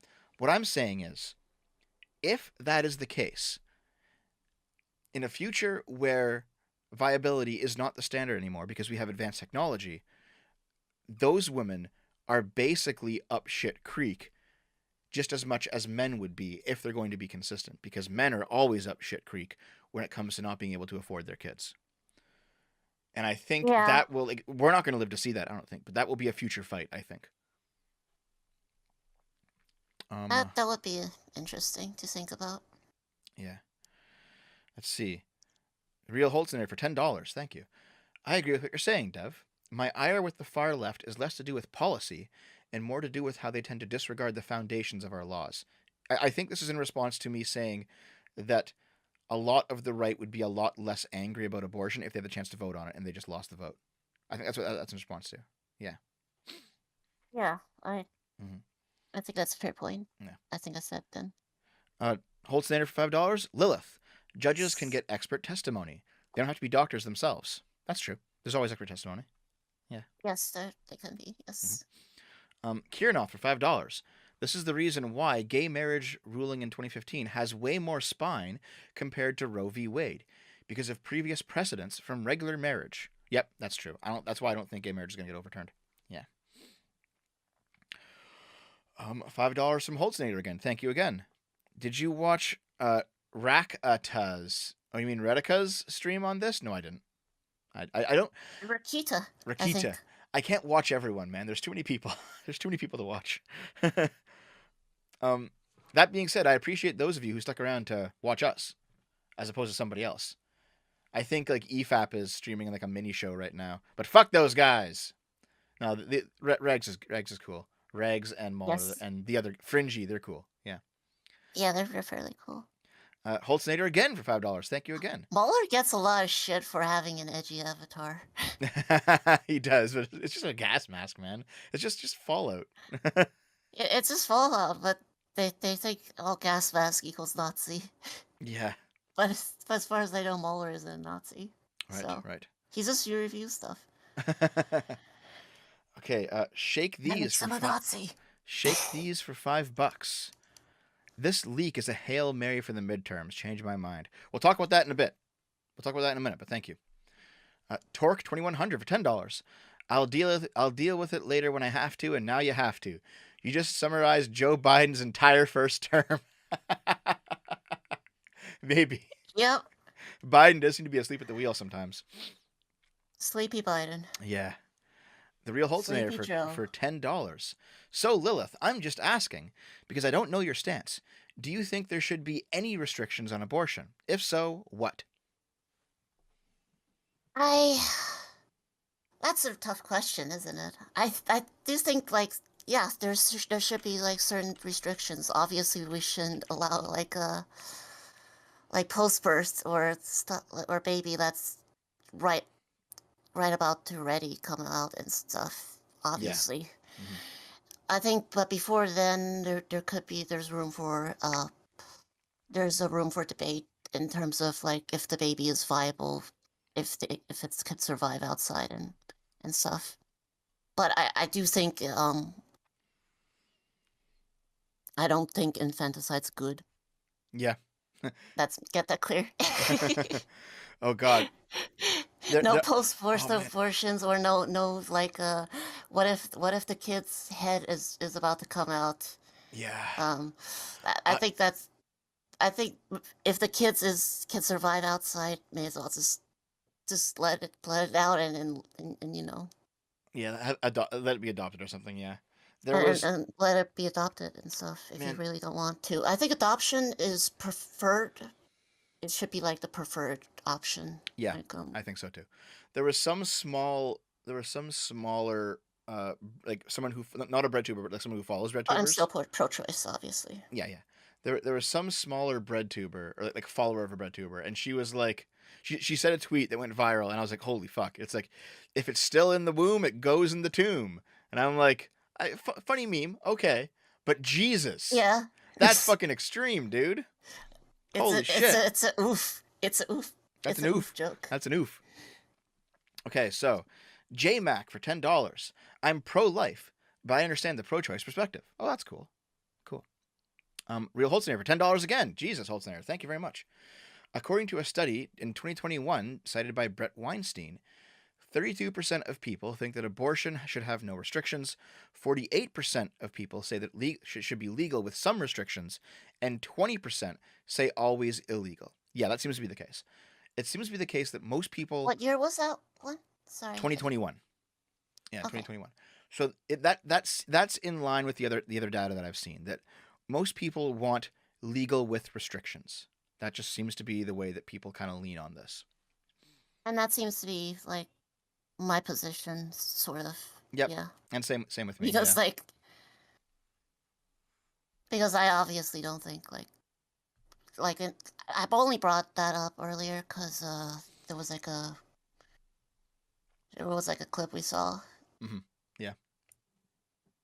But yes, where they talk about the extremes. Mm-hmm. Yeah. Yes.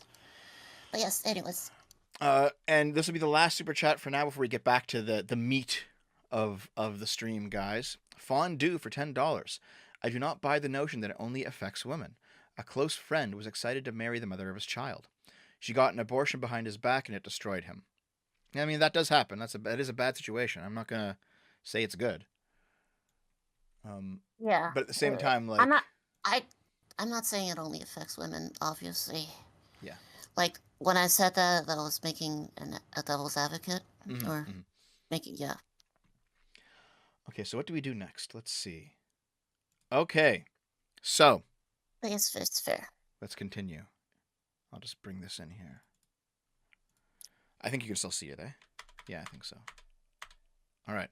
Yes. So, this is the leak itself. So this was leaked, this whole thing, and it's caused a little bit of controversy, the fact that it was leaked.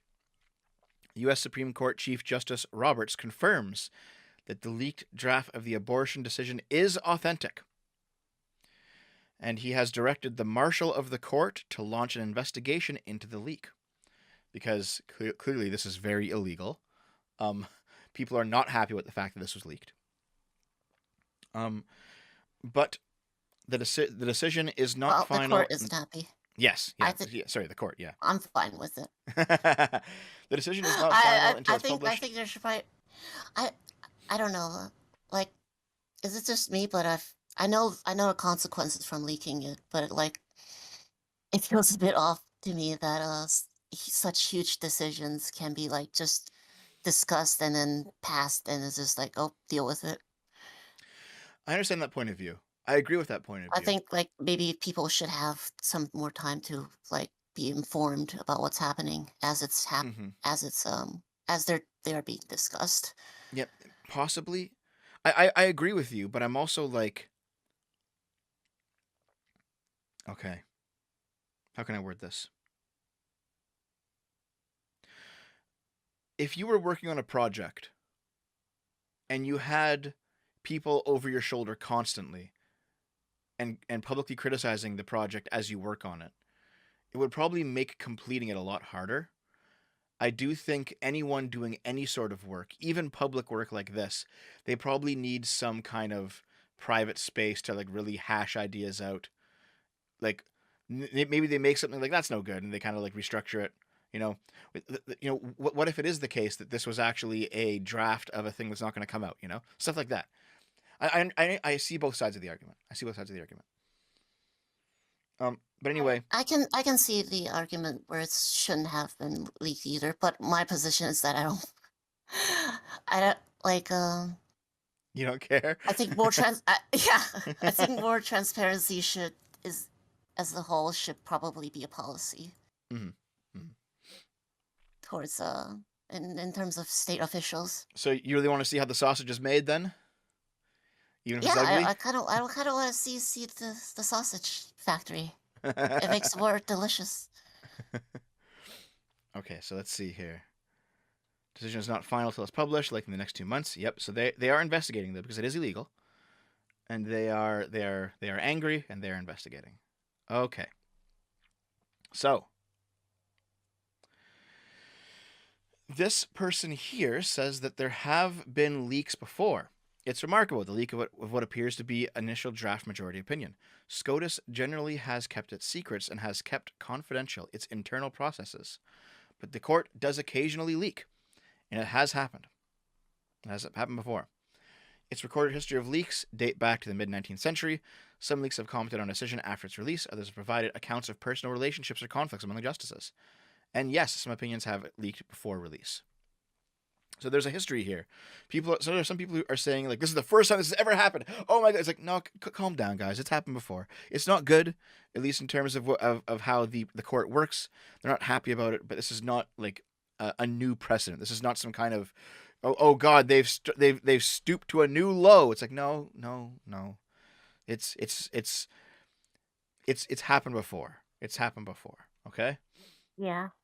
And in fact, the original Roe v. Wade ruling was leaked back in 1973 to, was it Time magazine?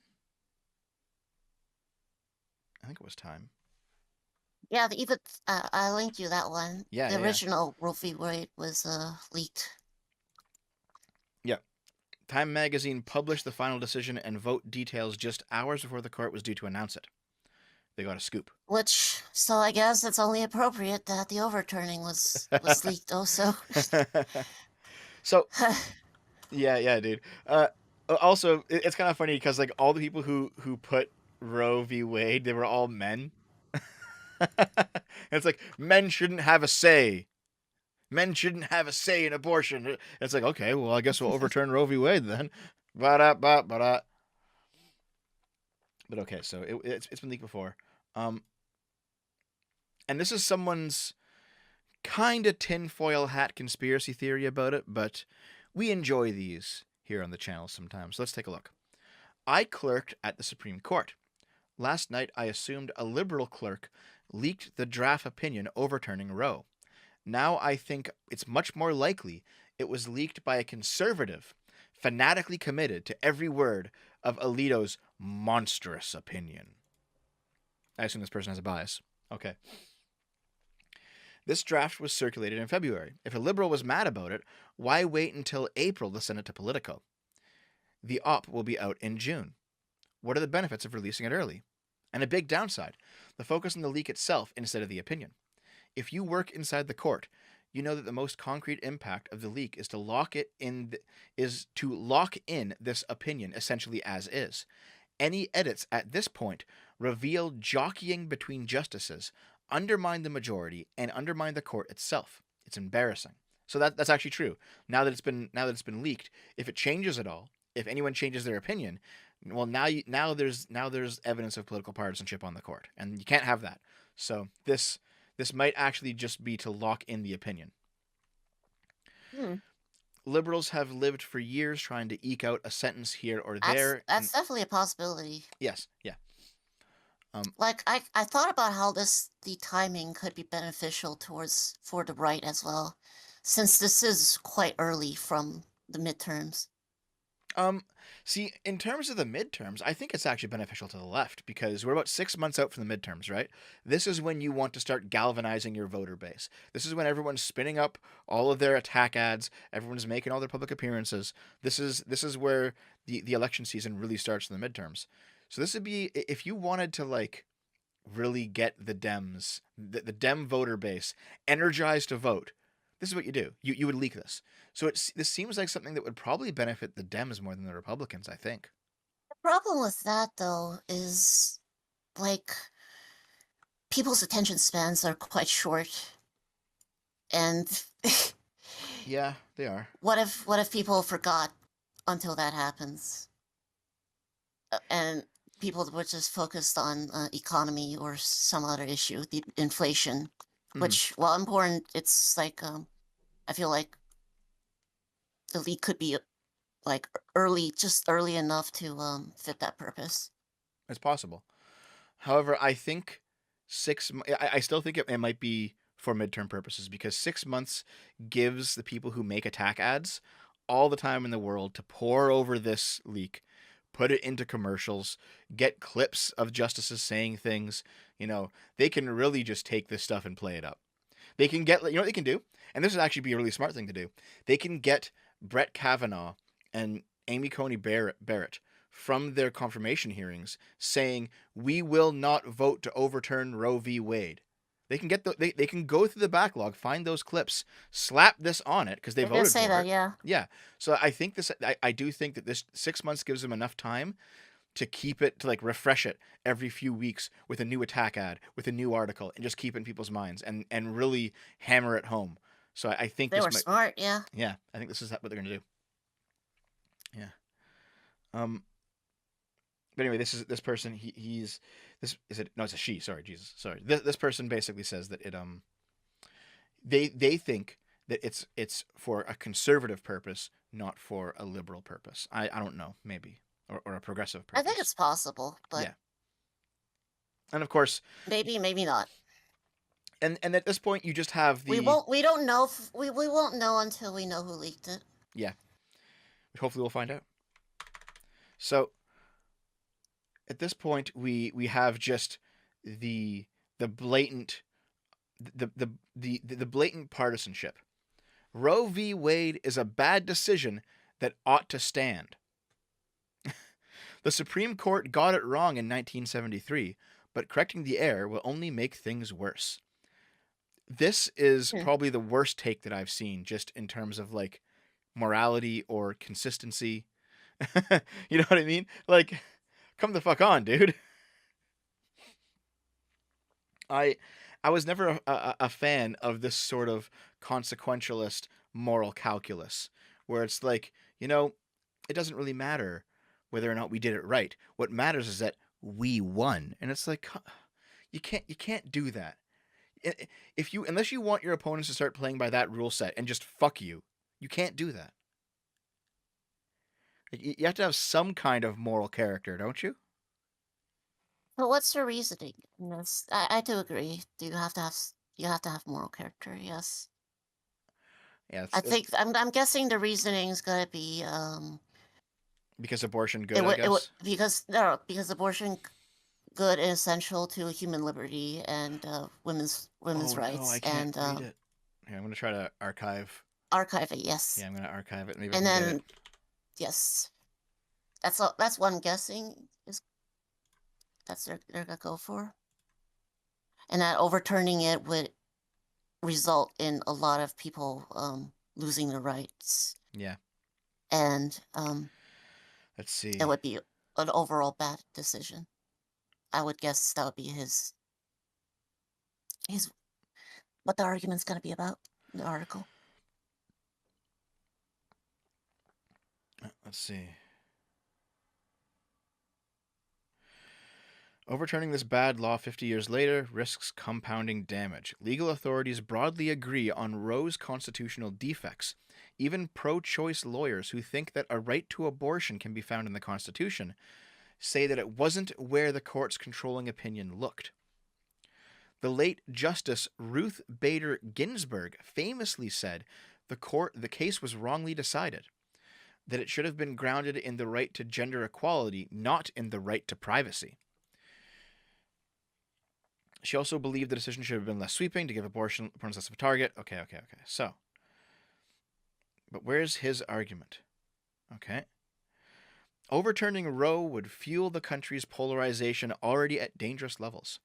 Opponents of abortion rights would not be satisfied. If the fetal viability standard is removed and states can ban abortions, with limited exceptions, after 15 weeks, legislatures will be back in due course with laws that ban it after 12 weeks or 6. Campaigners for abortion rights would be enraged. The issue would rise back to the boil, again because the court took sides in a political fight. Well, hold on. Oh, God. The court is explicitly not taking sides in a political fight. It is saying to the states, you figure it out. He seems to be just wrong here. Like, yeah, it does. And he's basically saying, if this happens, then my opponents are going to want more.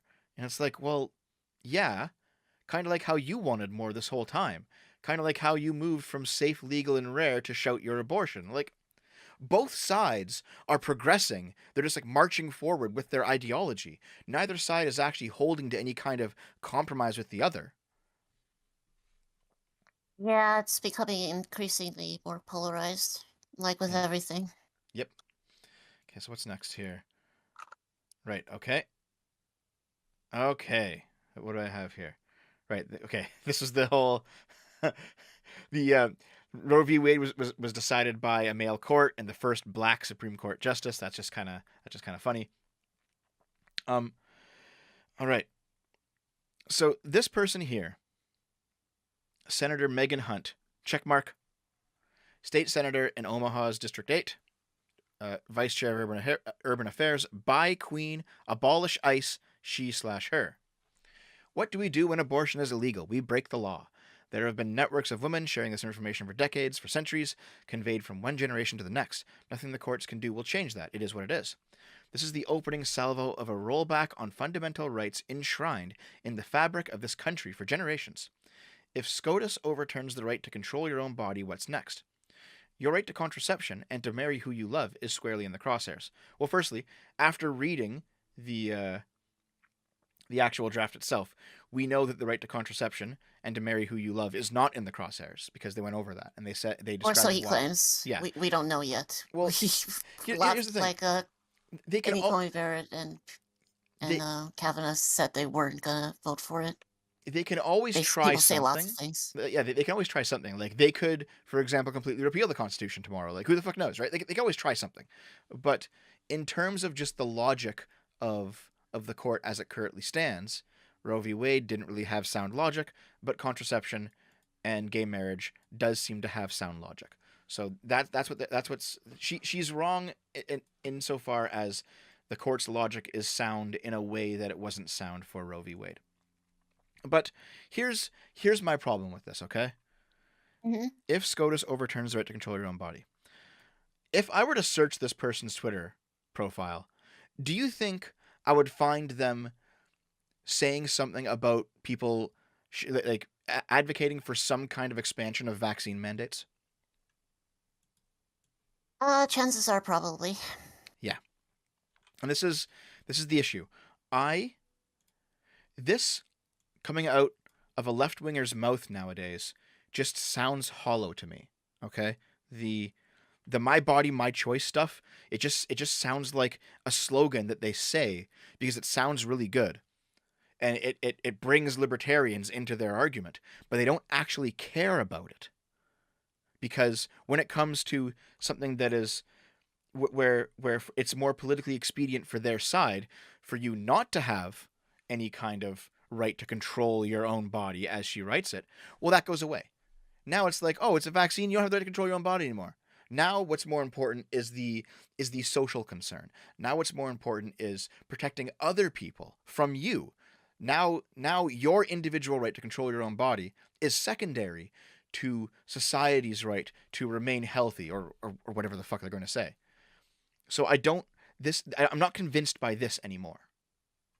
I hate to have to do this, but I have to play devil's advocate again.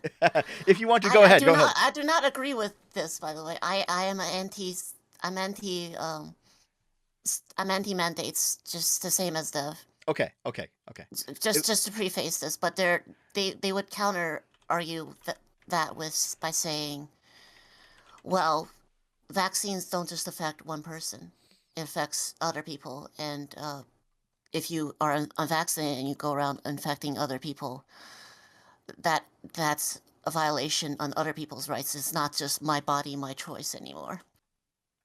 right. That's what the argument would be. Hmm. And That the thing and is, for them that seems in that seems like a way of just justifying it, but for them the logic isn't broken in right. that they still think my body, my choice unless it violates other people. To which the abortion to which anti-abortion people could then say, well, then it's not your body. Yeah, it's the child's body, right? Yeah. Yeah. So, and also, Again, playing devil's advocate. yes, playing devil's advocate. No, For both sides. yeah, you're the ultimate centrist. The ultimate centrist.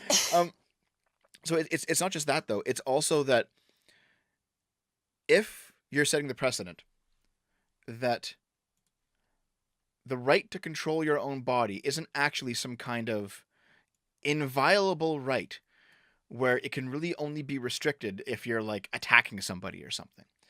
But actually, it's a secondary right. It's dependent on the social concern, which is what you're doing with vaccines, right? So the the right of others not to get infected by you overrides your right to control your own body. What the needs of society and other people are override your individualistic right. Okay, if that's the logic, then all it takes is a majority of people to simply say, "Hey, you know what? We need more human beings. Immigration ain't cutting it.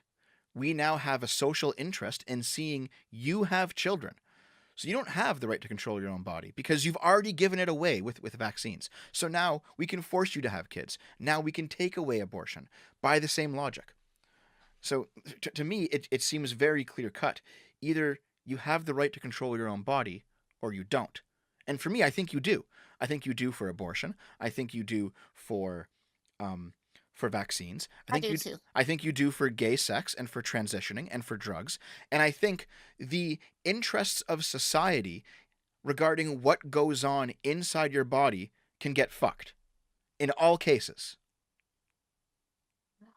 It's why I don't subscribe to that. It's why, like, I think personal autonomy comes first. Hmm. It comes before like what society deems is good or moral. Yeah. It like although it's bad, abortion is bad, and Yes. spreading and choosing to not get vaccinated and then infecting others is also bad. Not on the same level. We're just using them as examples. Yeah. It doesn't. Personal autonomy shouldn't be violated in favor of that of collective Yes. And collective pressure and benefit. Like because, like you said, you could, if population goes down, people could make the argument like, oh, but we need more people. We're below replacement level. We can't have that anymore. It's for the greater good to ban abortion. Yeah, and I don't agree with that at all.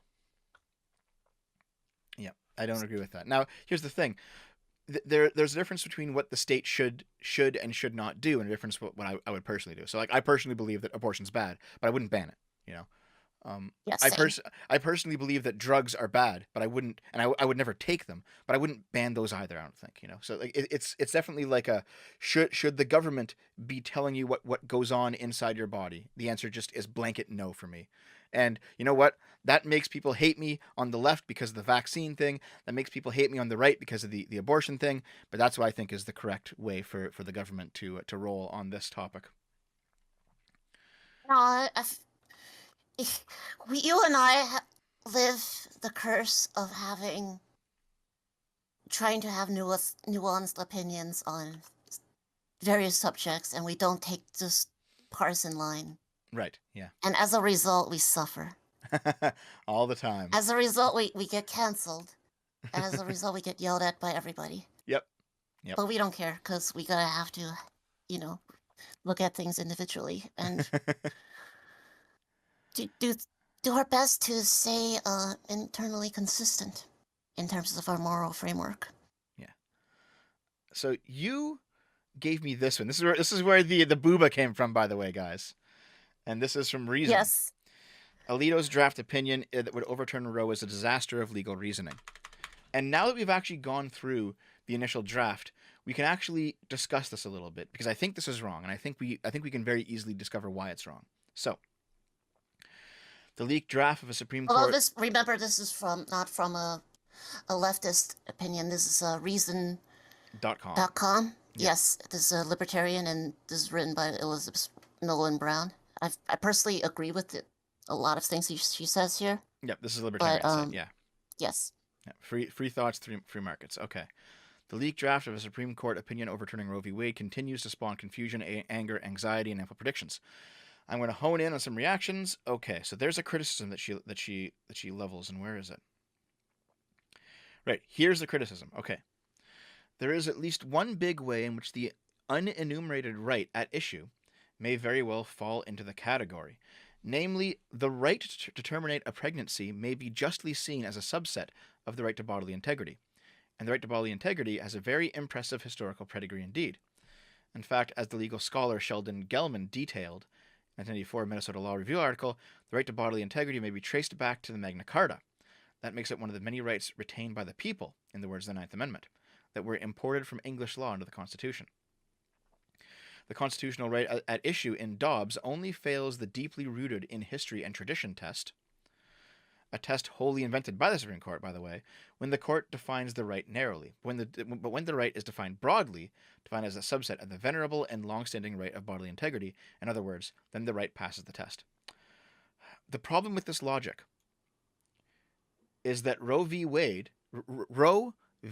Wade did not come out of any sort of right to bodily integrity.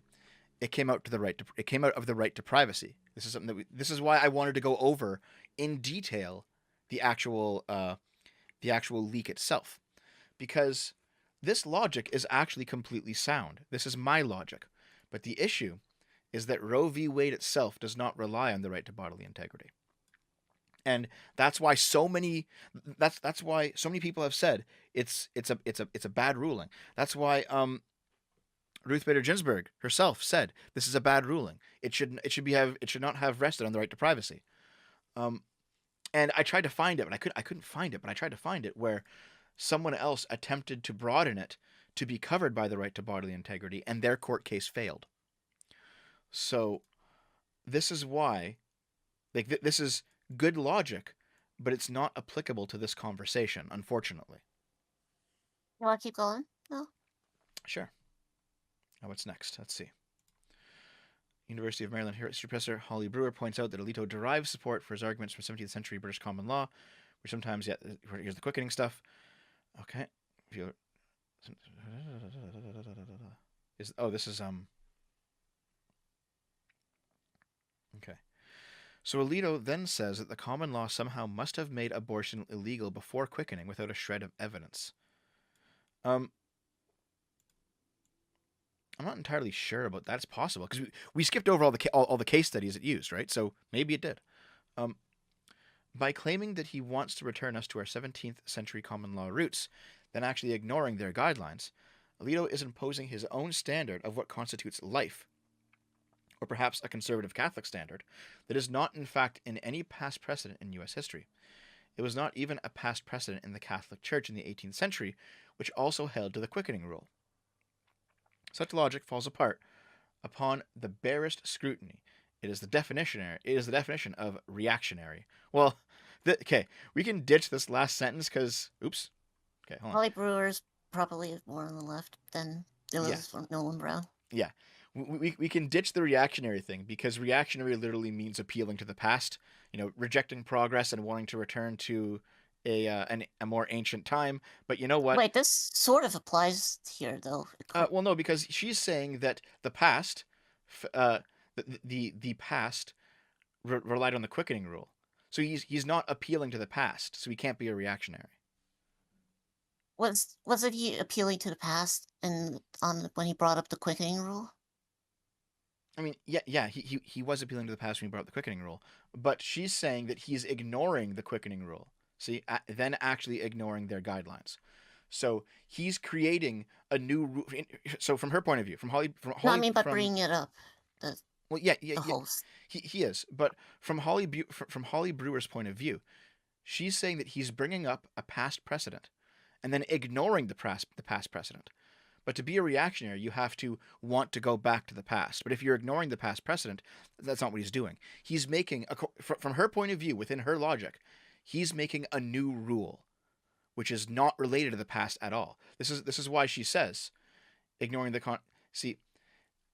Alito is imposing his own standard that is not, in fact, any past precedent in U.S. history.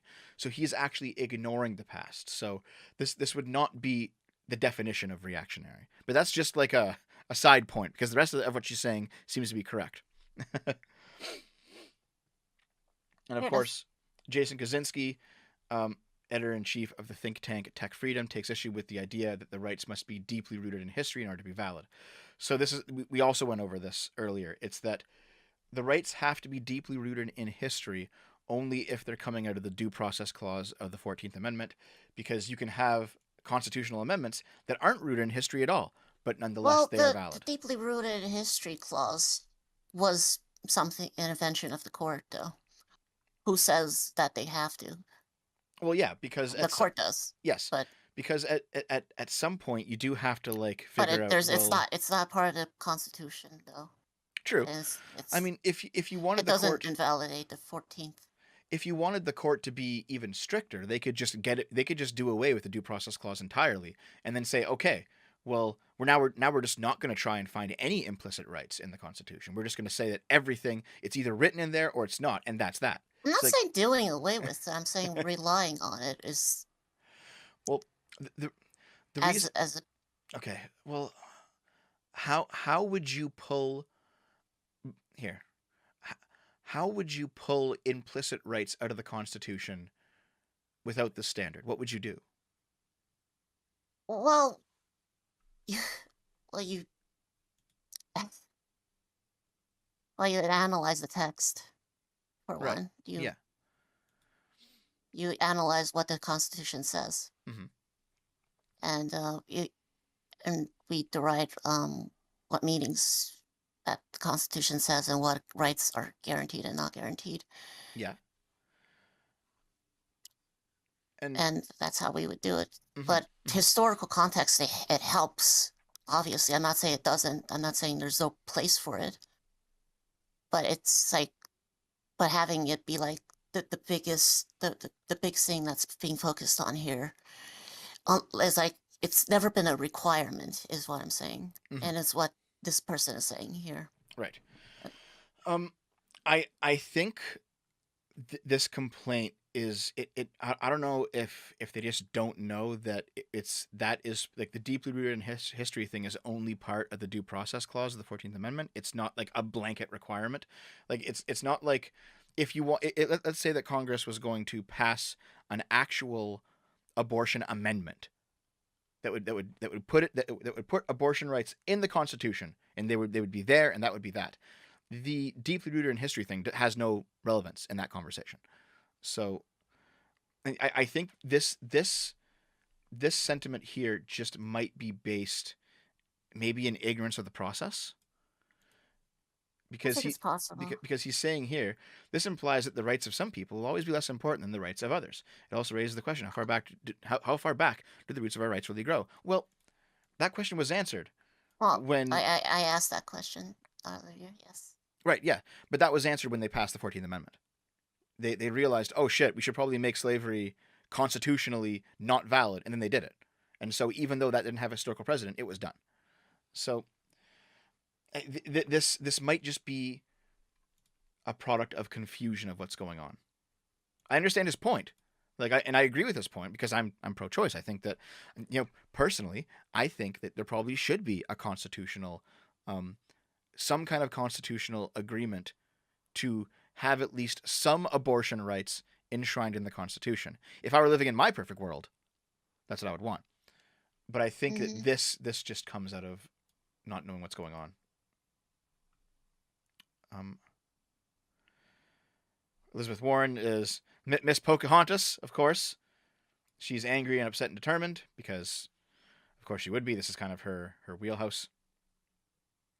She did step on some grass. Did she? Hold on, let's see. She trampled on some plants in a video. Hold on. It was Did she? pretty funny. Let's see. I am angry. Angry and upset? Angry and upset and determined. The United States Congress Step. can keep Roe versus Wade. Watch the grass. Step there. They just Yeah. need to do it. I've never seen you so angry. You seem to be. This The is grass what didn't overturn the Roe v. Wade. Republicans have been working toward this day for decades. They have been out there plotting, carefully cultivating these Supreme Court justices so they could have a majority on the bench who would accomplish something that the majority of Americans do not want. 69% of people across this country, red states and blue states, old people and young people, want Roe versus Wade to maintain as the law of the land. We need to do that. Oh my God, the hecklers. Extremists, we've heard enough from the extremists, and we're tired of it. Thank you. Senator, does this open the door for other constitutional rights? Jesus. Yeah, things are getting she's heated upset. up, eh? Damn. Yeah. Okay, do you want to keep going with The this poor article? grass, though. Yeah, the poor grass. Okay. The grass didn't repeal Roe v. Wade. So this is why the draft was leaked. Mitch McConnell wants him criminally prosecuted because of course he does. All right. What happens next? Yeah, there doesn't seem to be more arguments against it in this article. But I do want to read. Well, it Some didn't Republicans want to take us back to before Obergefell versus Hodges, before Griswold versus Connecticut. Supreme Court will go after gay marriage, and maybe Brown versus Board of Education next. Reasons Scott Shackelford suggests that such fears are largely unfounded. If I click on this, it'll probably be the same reasons that I gave, I'm going to assume. probably, yeah. Will a conservative Supreme Court turn on gay rights after dismantling Roe versus Wade? Be a Let's see. skeptic, it says. Be a skeptic. Les skeptics. I don't know if they will overturn it.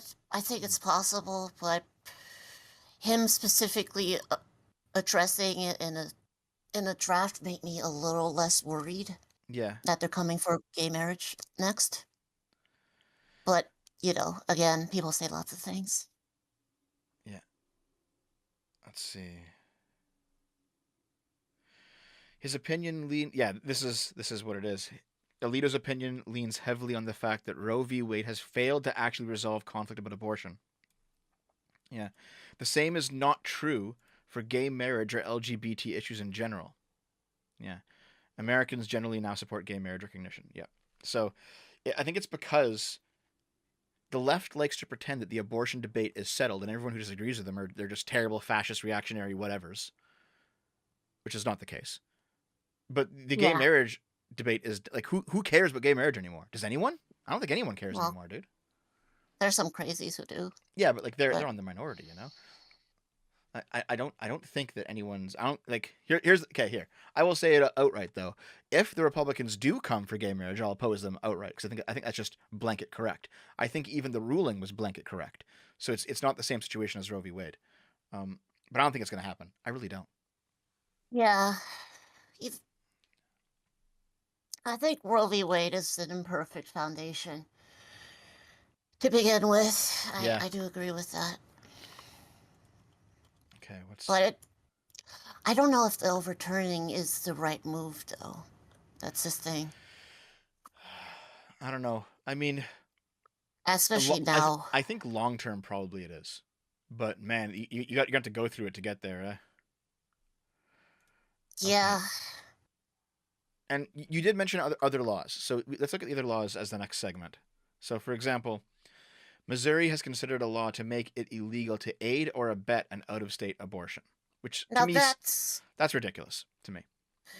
that goes, I think, beyond state rights. Yes. And goes into Yes. restricting movement. Yeah, it's like, okay, so I want to move to another state, and you know what? Maybe I'm pregnant. Maybe I get pregnant while I'm in Missouri. I decide to move to California for a job or something. I get an abortion in California. Am I going to be prosecuted under Missouri state law? That sounds fucking ridiculous to me.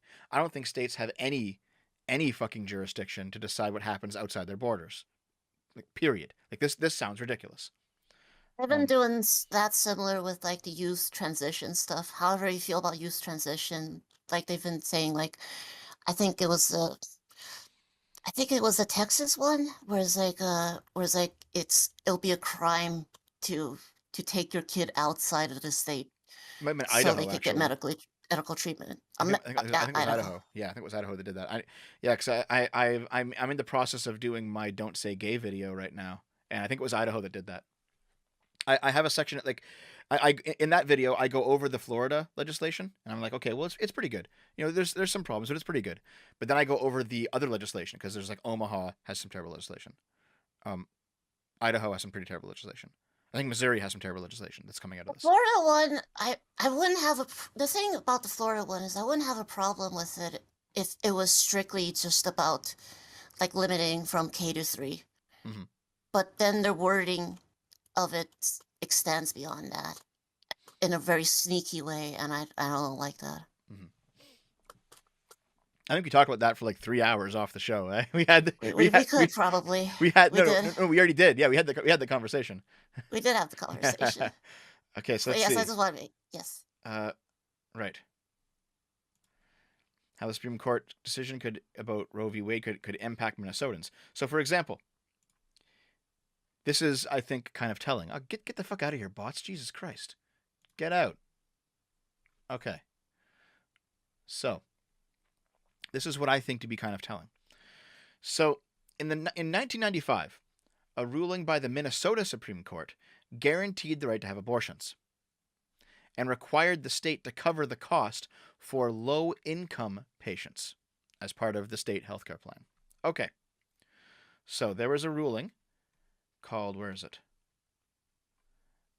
Doe versus Gomez in Minnesota, where basically there was a law regarding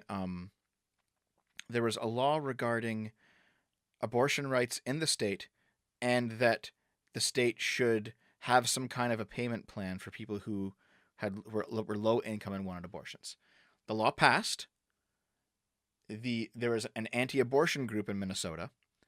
They took it to court and they lost. They lost that court case, fair and square. Okay?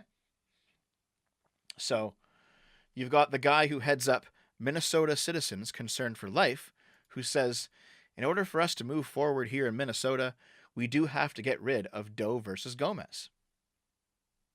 But getting rid of Roe versus Wade and then Doe versus Gomez are going to be big steps in the right direction for us to ultimately restore protection for the unborn children in Minnesota, where, through most of our history, the unborn were protected.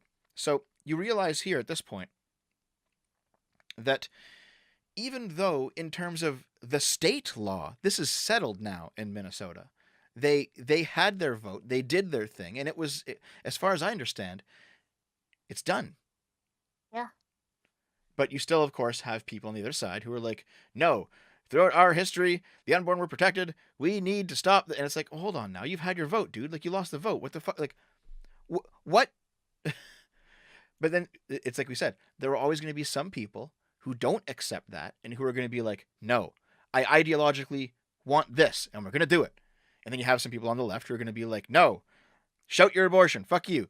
And I think, like, for me, I'm just going to avoid both of those camps because fuck those guys. Yeah, the extremes of both sides are both bad. So anyway, this is currently happening, and now that Roe v. Wade is falling, these people are gearing up in Minnesota to get rid of Minnesota's abortion protections, and we'll have to watch that and see where that goes. But I think the Minnesotan governor has just said, no, I'm not gonna sign any fucking legislation. Fuck you. So there we go. And of course, 23 states would ban abortion in a post-Roe America. So this is how the calculus currently looks. As you have outright banned abortion in 23 states. Some of them are even blue states. Like Michigan's a blue state, I think. I think Michigan voted for Biden in the last election, you know. Some of these are blue states, so maybe things will shift now that they've had a fire lit under them. But you've got states where banned outright, that's 23 states, they're dark red. You have restricted, so abortion's allowed, but there's going to be restrictions because of, you know, for whatever reason, you can't abort too late or something like that, which most people agree with. So, I mean, there we are. But you have restrictions in these pink states. You have 2 states that just don't have any laws at all, like restricting or allowing. So they're just like, nope, we're not going to say it. We're not going to do anything. You got 2 states. And then you have just allowed by law, and that's all the blue states. So, yes. I mean, if you're, for example, a left-winger living in Texas, because Texas is kind of becoming a purple state right now, you're probably very worried about this law because you're going to be someone who believes that abortion is a fundamental right, and it's going away.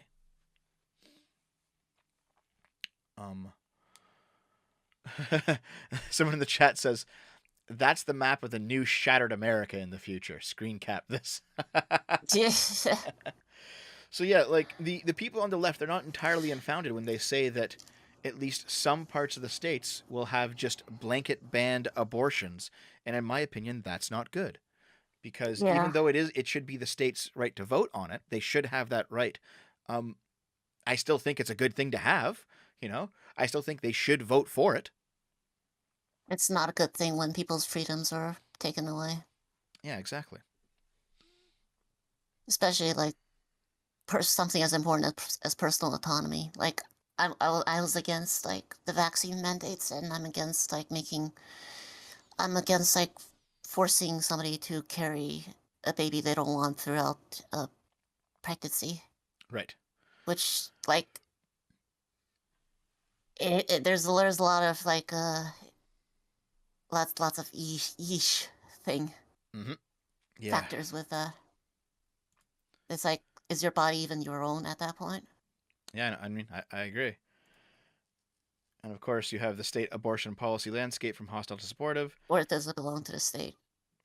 This is kind of a similar thing. This is basically the support, I think, of people living there. So, for example, very supportive in California. You have middle ground states like Nevada. You have states that are very hostile, like Louisiana. And of course, it is the usual states that you think would be supportive and not supportive. You got the coastal states, you got the flyover states. They're basically, this is 2 years old, so who knows? It could change. But this is in terms of law, not opinion. Oh, it's not. This is law, not opinion. Yeah, this is laws in effect as of December 30th. Oh, okay. Jesus Christ, I was reading this completely incorrectly though. Thank you. Jesus. Okay. Oh, no problem. So now, hold on, let me find it here. Now we have data, okay?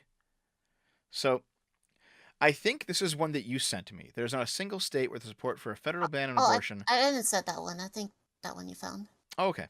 Well, this claims that there is not a single state where support for a federal ban on abortion has more than 30% support among the public. Okay, so if the question is, should the federal government ban abortion? outright. Not leave it to the states, just ban it. Do the inverse of Roe v. Wade. Not make the federal government do it, Yeah, make the federal the government way ban that it. question is phrased, it's very different from what Roe v. Wade covers. Yeah. So this is kind of a weaselly question a little bit. For example, I'm pretty sure there's a bunch of right-leaning people in my chat who would probably disagree with us because they want the opportunity to vote for it in their state. They don't want the federal government to tell them either way whether to allow it or to ban it. Jesus Christ, why is there always bots in my chat? Get out of here. Hide. Yeah. So You have mods. I think they're all gone right now. You should make sure you have mods sometimes. Sometimes, yeah. But anyway, though, like this is a bit of a Weasley question, so let's check this out. All right. How Americans I think really that feel. one was the one I linked, and Okay. it was more comprehensive. It tells you where the sources come from. Right. How Americans really feel about abortions. The sometimes surprising poll results as Supreme Court reportedly set to overturn. Okay. Let's see. Courts poised to overturn. All right. While a review of national polls shows many Americans consistently split between identifying between the partisan labels pro-choice or pro-life, a clear majority supports keeping the procedure legal, though that support drops quickly depending on the circumstance. Yes, And that was the thing we brought up in our discussion. yes, yeah. So, for example, Gallup polls show that American support for abortion in all or most cases just blanket at 80%. 1975 was 76%. And then Pew Research finds that 59% believe it should be legal compared to 60% in 1985. So there's fluctuations, but it does seem to be in the majority. However, as you ask different questions, the results you get obviously change. So abortion is morally acceptable. That's at 47%. Support for abortion being legal in all or most cases is 63%. Support for Roe v. Wade, 63% agree with the court's ruling, 72% agree here, 69% agree. So people tend to agree with Roe v. Wade as worded. I mean, maybe they just don't care. They just like the outcome. Maybe they don't know that it kind of has some shaky parts. Maybe it doesn't matter to them. You know, maybe they just like the fact that they just like abortion. Like who knows, right? But they like Roe v. Wade. Okay. If Roe is overturned, 59% of people want their state to have laws on abortion that are more permissive than restrictive. Only 20% want their state to ban abortion entirely. 20% want it to be restricted but not banned. The strongest support for abortion is abortion with limits. 87% of people support abortion when the woman's life is in danger. 84% support exceptions in the case of rape or incest. 74% support abortion if the child would be born with a life-threatening illness. So conditions matter. Conditions matter. Different Definitely. reasoning. Yeah, quite a lot. 61% believe that abortion should be legal during the first trimester, but only 34% in the second trimester and 19% in the third. So the whole late-term abortion thing, which is one of the left's current fights, it's just not a very popular fight, it seems to be. I think basic abortion access is popular, but late term is definitely not. Yes, yeah. I think most reasonable people view... And that's definitely part of our camp, too. Yeah. I said this in my video, and I said it on Twitter. Most reasonable, normal, unaligned people view abortion as a necessary evil. They don't want it normalized. They don't want it widespread, but they do want it. They do want it available if necessary, which I think lines up with this. They want abortion with restrictions. That just seems to be the case. We're not talking about rights here, by the way, guys. We're not talking about any kind of philosophy or morality. We're just talking about what people want. What do the numbers say? Yes. Okay. We're not making ascribing moral judgments. We're talking about like popularity. Just how people think. Yeah. Yes. Okay. Pew found that Americans with religious affiliations are far more likely to oppose... Hold on, I think I skipped one. I did skip one. Yeah. Okay. Democrats are far more likely to support abortion. That makes sense. 39% of Republicans and 89% of Democrats. All right. However, 70 and 76% I of was surprised to Republicans. find out 39% of Republicans believe abortion should be legal in all or most Yeah. most cases. Mhm. And you have 70% of Republicans who believe that rape should be legal. Sorry, not rape should be legal. Oh my God. Oh no. Oof. No, that abortion should be legal in the case of rape. And 76% believe that abortion should be legal in the case of incest. Okay, so Republicans aren't these heartless monsters, all right? Some of these legislations are heartless monster levels, but not like obviously a lot of Republicans aren't. Yeah, yeah. Mhm.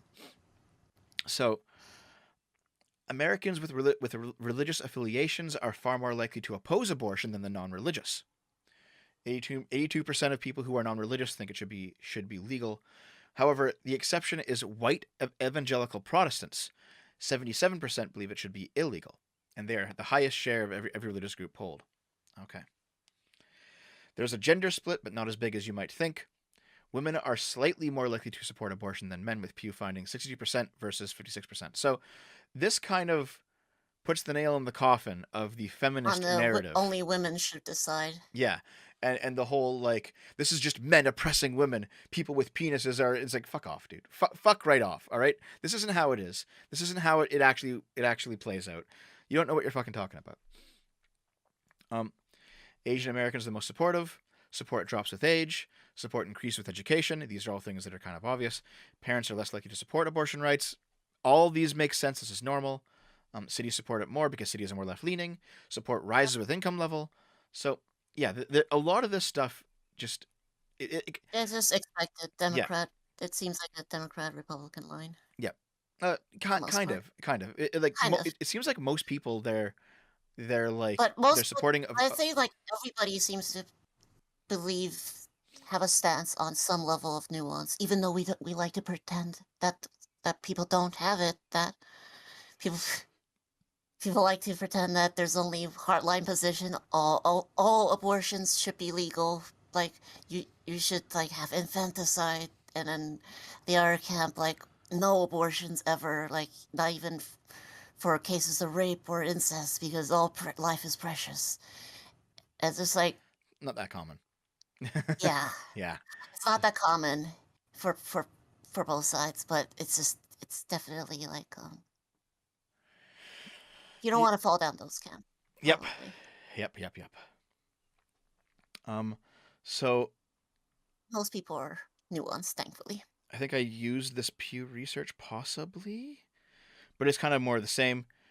This kind of shows that over the past 25 years, it's not like abortions are becoming more or less popular. It's roughly the same. The opinions on both sides roughly the same. Let's see. Right. I used this very heavily in my video. This is the data in this is from 1972 to 2012. Trends in public... I feel is a little bit like it's over a decade ago. Yep. No, I covered that in the video it's just too. about a decade. Yeah, I accounted for it. I know, I accounted for it. But 1972 to 2012, and without... this is a fucking huge paper, so without going through it again, I already did it for the video. Where's the... right. Okay, abortion incidents. Oh, no, this is different. Sorry, this is shit. Is it this one? Yeah. Okay. So it's summed up partially in this Twitter thread. So you have... in 2012, 71.5% of men, 69% of women said abortion should be legal if there's a strong possibility of serious fetal defect. And you have more numbers for like 43.1% and 43.3% say it should be legal for married women who don't want children. And so I've gone through this already in the video, and people can go watch it. But we can get to the bottom, and it's basically that large majorities think abortion should be legal for rape, incest, and the life of the mother. Which is, by the way, this is like the Republicans' like main talking point. So at least in terms of rhetoric, the Republicans are very in line with what most people want. Only a minority of Americans think that abortion should be obtainable in order to avoid the major life disruption of a healthy pregnancy. And that's kind of the important thing, is that abortion on demand to be used as contraceptive just isn't popular. At least back in 2012. But here's the thing, it was consistent from 1972 to 2012. This data didn't change all that much. It's been pretty much the same data. People have held the same ideas on this for like 50 years. Um, so abortion as a contraceptive, just abortion on demand, or abortion just for this, just because you don't want a kid right now, it's not popular. Abortion for like any other emergency reason, rape, incest, medical emergency, the child is gonna be miscarried. It's basically dead already. You know, it has Down I wouldn't syndrome. say 40% is a minority though. No, Like it's it's not. that big of a minority. It's not. It's I not. think Yeah, it is. It is a minority, but it's a large minority. But it's still a minority. yeah, from a whole decade ago. Yeah. Well, here's the thing, because what's this? Yeah. So this the abortion trends by gender. This does not all. This set of data does not ask the same aggregate questions that this set of data did, which was in this extremely long paper here. But what it does do, it asks some of the same questions. And from 2012 to 2021, the data continues the same trend of being exactly the same. Everything that they poll, pretty much. So it seems to be the case that we don't have that level of granular data for 2012 to 2022 yet. But the data that we do have seems to show that people's opinions just aren't changing. They're not shifting that much. Yeah. No, not the So way gay marriage has. yes. So it may just be the case that people want abortion with restrictions. They don't want abortion banned, and they don't want abortion just with the doors swung open that anyone can get at any time. Maybe that's just how it is. And honestly, if that's how it turned out to be, I think I'd probably agree with that. You know, that seems like okay. I would agree. Somewhere in the middle, Dev. Yeah, somewhere in the middle. Yeah, I would agree that's probably what most people want. Just intuitively, it seems correct. You know. So with that being the case, the last bit of data that I have here, which I've been kind of avoiding slightly, is how, with all this being the case, how many abortions do you think actually happen? I wouldn't have the slightest. Slightest idea? Like, Okay. how would you guess? So Like, the millions? this is from the gutmatcher.org. This is abortion incidence and service availability in the United States, 2017. And we do have data from 2000 to 2017. So this is where the pro-lifers start to go, oh my god, and some of the pro-choicers go, oh, is this what we're actually agreeing to? Like, because the numbers do become kind of grotesque. It was over 1 million abortions every year up until 2012. It started going down, and in the last recorded Yes, year, abortion has gone down per capita. yeah. So by Yes. 2017, there was only 862,000 abortions. Now, if you believe that's so 1.3 million, 1.3 million, 1.2 million, 1.2 million, 1.2 million, 1.2 million. If you believe these to be people with rights, this is horrifying to you. This would And be, yeah. even if you just find abortion to be like a necessary evil, which I do, I think it's a necessary I evil. also don't think this is good, but by any Yes. stretch, just want to make clear. Yeah, I think it's good that it's going down. I Yes. think it's Yeah, but and that's true. So, for example, you see the trend going downward. Maybe in 50 years, this number will actually be quite small. Let's hope, because that would be the ideal, wouldn't it? Yeah. But I think as we increase like childcare and like socioeconomic factors, like people would find less need for abortions. so we have given some pretty Education good. too. Education's very important. Mhm. I think I think there was like studies that show like sex ed drastically like reduces like the amount of unwanted pregnancies and by therefore abortions. Mhm. So that's very, very important as well. So we've I think on people should be like informed, uh, and maybe then the numbers will go down. But go on. yeah, Yes. on this stream we've talked about raw numbers and Hmm. trends. We've talked about just the logic of the court case. We've talked about our own opinions, which are just pro-life. Pro-choice. I've given my pro-choice opinion that is kind of separate from the left's reasoning, because the left's reasoning kind of abandoned my body, my choice, because the whole vaccine thing. I have not. I still think that's a fundamental principle because I'm pro-choice. So I think I've given a decent pro-choice argument. So here's where I have to talk about the other side a little bit and give the emotional pro-life argument a little bit. So these numbers are staggering. If you believe that this is murder, this is far worse than the Holocaust. If you believe this is murder, and there are at least some good arguments for it to be murder. There's also some good arguments for it not to be murder. That is a question that is not yet settled. But if you believe it is, this is terrible. Even if you are just thinking that abortion's a necessary evil, this is still pretty terrible. But I'm actually these numbers are shocking. These millions of abortions. But I'm also concerned with these two sets of numbers here: the rate and the ratio. Okay? So the rate is the number of abortions per 1,000 women. All right? So for example, in 2017, there were 13.5 abortions per every 1,000 women in the United States. That means that in this year, 1.35% of women got an abortion. Okay? So 1/100th of the women in the United States had an abortion in that year. For a country of 330 million, that's pretty high. That is pretty high. Well, it's lower than other countries, so Not lower than Canada.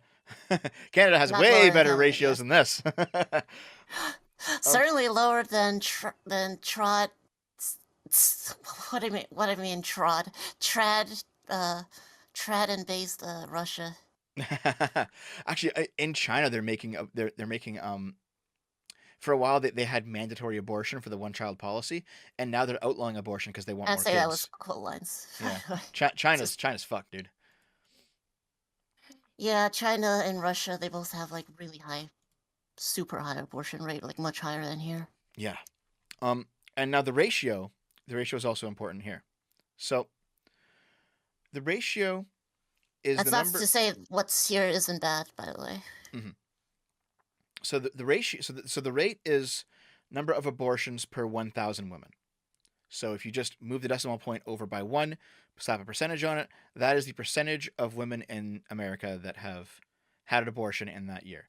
1.35%. 1.35? Yeah. So the ratio is different. The ratio is the number of abortions per pregnancies. Number of abortions per 100 pregnancies. So 18.4. That means that 18.4% of all pregnancies in the United States, if I'm reading it correctly, in 2017 ended in abortion. So in that year, just under 1 in 5 women who got pregnant got an abortion. That Are you sure you're reading it right? It's not 1.84? It says abortions per 100 pregnancies ending in an abortion Oh. or a live birth. So it's not counting miscarriages. Okay. So if you take pregnancies out that aren't miscarriages, it's only successfully born children or abortions. This is 18.4% of all pregnancies, not counting miscarriages. So that seems kind of high. That seems pretty fucking high. That's still 1/5. Like that, I don't know how to feel about that. Like that makes me squeamish to think about, you know? You're reading the numbers right, then yeah. Yeah. I don't know if I am. I might be. I don't know if I am. It's possible. I don't believe 18% of kids are aborted though. Lilith, you live in California. You know what it's like over there. I actually don't. I stay at my home pretty much all day. Yeah, that's right. I don't go out into the world as much as I should. But but maybe I should stay home at if the world's actually like that. Dude, I don't blame you. You're in California. Don't ever fucking go outside. I don't go outside unless I have to because everything is so far away. Okay, so what else do I have here? All right. So do you guys want to get into some of the funny stuff after that doomer shit? You guys want to see some salt? I do have some salt. So first of all, I was considering making this the thumbnail. This meme image of fucking Donald Trump over the grave of Roe v. Wade with Clarence Thomas burying it. Like, this is edgy as fuck. This is edgy as fuck. It's funny. It's funny. It's edgy as fuck. It's really funny. I think if you had put this in the thing, people would be like, "Wait, Dev, you're pro-choice?" What else do we got though? Okay, right. This was my semi-viral tweet. Everyone, please go retweet this. I'll drop it in the YouTube chat. Everyone retweet this shit, okay? I thought this was fucking hilarious. I have mixed feeling about abortions. On the one hand, I love the idea of killing babies. On the other hand, I don't like the idea of women having rights. So, speaking of funnies, though, there was also one. Do you have one too? Here. Or? Okay. I also have some funnies. This was by Yellow Swag Studios. Let's see. What's the worst banning abortion could do? Hitler 2, Osama bin Baby, a second James Corden. No! That's actually pretty funny. Anything but James Corden too. That's pretty good, yeah. I actually like Yellow Swag Studios. They're pretty funny. He's hilarious. Let's retweet that. Okay, let's continue on. What's this? Oh yeah, this woman here. I do wonder how these white supremacist lawmakers would feel if their little white daughters were raped and impregnated by black men. Yep, I showed you this one. Holy shit, dude! Was oof, oof, yeesh. This is a big fucking oof, guys. Like, you get like that Piper Perry image of like her surrounded by giant black men and she's on the couch. Like, holy shit, guys. Oof. And of course she deleted her account because of course she did after that. Like, the entire internet is going to fucking come down on you for this one. What's this here? All right, so everyone's making these kind of jokes because this was like the next justice or something, or the next nomination for something, and she couldn't define woman. She's like, I'm not a biologist. Like, that's a ridiculous fucking statement. Come on, like, I'm not a biologist. Like, I don't know what a woman is. And so the joke is, I'm withholding my vote on Roe v. Wade, so I still can't define what a woman is. It's like, all right. There's a lot of, on the right now, there is a lot of jokes about how suddenly all of these leftoids know exactly what a woman is. And a woman is someone who can give birth. That's why it's a women's rights issue. And it's like, well, hold on. What about trans women? What about trans men? You know, like, the way that the left co-ops these talking points and then just abandons them as soon as it's politically expedient. The trans woman thing is one example. The vaccine mandates with the My Body, My Choice thing, another example. Like, they just don't care. They don't care about any of these issues. They just say it because it gets them power. Well, there's my angry rant. That's what slogans are. Yeah, there's my angry rant about this shit. Okay, hold on. Let me just hide another fucking botter. They do have a lot of slogans, yes. Yeah. Let's see. Which one is this? Oh yeah. Not to say something. My mama taught me not to say anything if I can't say something nice. Because this person is like, I'm on strike. No choice for me. No sex for him. That's like, okay, fair enough. Yeah, Fair enough. But like, I'm sure he must be devastated. you're trying to be really nice right now, aren't you? I'm not. I'm actually not being very nice. That was a very mean statement, as I said. But I Listen, could be meaner. one day we will. One day I promise you, chat, we will revive Edgy Lilith. You've been wrapped up in about a dozen layers of protection in the current year because everyone gets canceled. But one day, Edgy Lilith will return. Maybe with enough alcohol. Maybe. What's this one? Oh yeah, this person.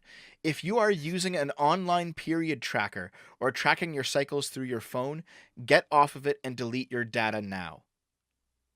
Actually, This seems fucking insane. Like, the worst case scenario of some is going to be that some states ban abortion. Okay, it's going to suck. There is not going to be the fucking period police going door to door asking you for your phone to see your period tracking information. Okay. Now, if it were the left, maybe they'd do that because they did it with fucking vaccine passports on your phone. But I don't think the right is capable of doing this sort of thing just yet, personally. Like, this just seems insane. This is like schizo posting at this point. This person seems to be divorced from reality. This would assume the government has access to online period trackers and the data that comes from it. Who knows? Maybe. But I think this is nuts. I think that this is just fucking crazy. Yeah. I think it's a bit out there myself. All right. Look at this. So, name one law that governs what a man does with his body. I'll wait. The draft. Wasn't fucking hard, was it? Like, holy shit. The draft. Like, immediately. Yeah, oh my god. These people seem to be like divorced from reality, I think. They don't understand what's actually happening in these conversations. Okay. Yeah. The first comment says this is draft too. Yeah. So I covered this in my. He deleted his tweet. I covered this. So abortion is a mitzvah. That's a Jewish word. This is a rabbi. Fuck Christians and their never-ending imperialistic, nationalistic, fascist patriarchy that puts people's lives at risks and doesn't give a shit about what anyone or the science says. I mean, not that the science has anything to do with this, because like the whole 23 weeks seems to be arbitrary, but okay, fine. Shame on all who hold the cross. 2,000 years of your genocide continues tonight. Fuck you. Okay, so this guy is kind of crazy. And then you have just a friendly reminder that banning abortion violates Jewish women's ability to practice our religion. I don't know much about Judaism, but I have a feeling that abortion isn't part of your religion. I find it hard to believe that any... Where's her argument for that? Yeah, like, I find it hard to believe that any religion that has survived from the depths of human history has enshrined abortion rights in the religion's ideology. You know, most religions were in fact very anti-abortion because they were concerned they were concerned with the sanctity of life, the morality, the soul, the survival of the tribe. Most religions did not have abortion. So I don't know where the fuck this is coming from. Yeah? Have you asked Naomi if abortion is part of her religion? Here's the thing. She her family hasn't practiced for generations. She's like ethnically Jewish, but she has no idea about any of the cultural practices. So if you and her have a kid, your kid will be Jewish. Unfortunately. Unfortunately? What is that supposed to mean? Dev? Sorry. Don't worry about it. What is that supposed to mean? Actually, wait. What did you mean by that? It was a joke. What the fuck? Obviously, it's a joke, right? I like to pull on your balls. Oh yeah. Not literally. Before the fan fiction people be like, they've already written the fan fictions. Don't worry about it. Rogue Legacy is not canceled tonight. We're gonna finish this up in the next half hour or so, Tovar. Then I'll be heading over to the gaming channel. So just give me a bit, okay? I give that balls a good tug from time to time. Yeah. I'll make sure to here's something for the fanfickers. I'll make sure to pay it back someday, okay? Oh yeah, so this is funny. Calm down, liberals. No one's coming for your abortions. We just want common sense abortion control. Mandatory background checks, complete with mental health evaluation, must be placed in a national abortion registry.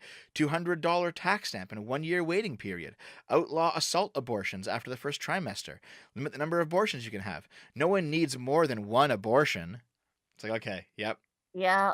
I get it. I'm also pro-gun, so I can appreciate the joke. Let's see what else here. Right. A constitutional right has never been taken away in U.S. history. Can you think of any? The Sorry? You cut out there. constitutional right has never been taken away in U.S. history. Well, there've been several anti-gun measures that's been, but what's the biggest one? I know there has to be a big one. Yeah, there is one bigger than guns so far, and it is prohibition. Yes, prohibition, yes. Yeah. Yes, the constitutional right to drink, yeah. Yep. Like, slavery had to be outlawed by the 14th, so that doesn't necessarily count, but prohibition's the big one. They outlawed it and they brought it back in with 2 different amendments. Yeah. So, like, these people don't fucking understand anything they're talking about. I swear to God. Roe v. Wade getting overturned while we have a Democrat for president should end the myth of electoralism. Our power is within our communities and our collective resistance, not with parties who have always been against us. This is so dumb. Like, So- do you think it would be better if the Republicans were in power? Like, Well, also, is this like I know the Democrats are known for being worthless and like useless, and they are many often. Mhm. But that just sounds like la-di-da. Oh, we just have to believe on our powers of our communities and our collective resistance. And it's just like, okay, well, you live in dreamland. yeah, it's just commie gobbledygook from Islamo-communism, just fucking socialist retardation. Like, okay, do you want to know why electoralism worked for the Republicans? Because they won the election in 2016. Yeah. Which is why they now have 3 more justices on the court that could have been with Hillary if you are on the left. You know, like, it's so dumb. If you are on the left, it's so dumb to just this is just shooting yourself in the foot. It's like, we lost the election, therefore electoralism doesn't work. It's like, are you fucking stupid? Like, how dumb do you have to be to think like this? Oh, let's just let the Republicans win. Okay, well, we'll see how well that works for you then. You know, if the Republicans kept getting taken over by libertarians, it might not be that bad. Hopefully in the next 20, 30 years that'll happen.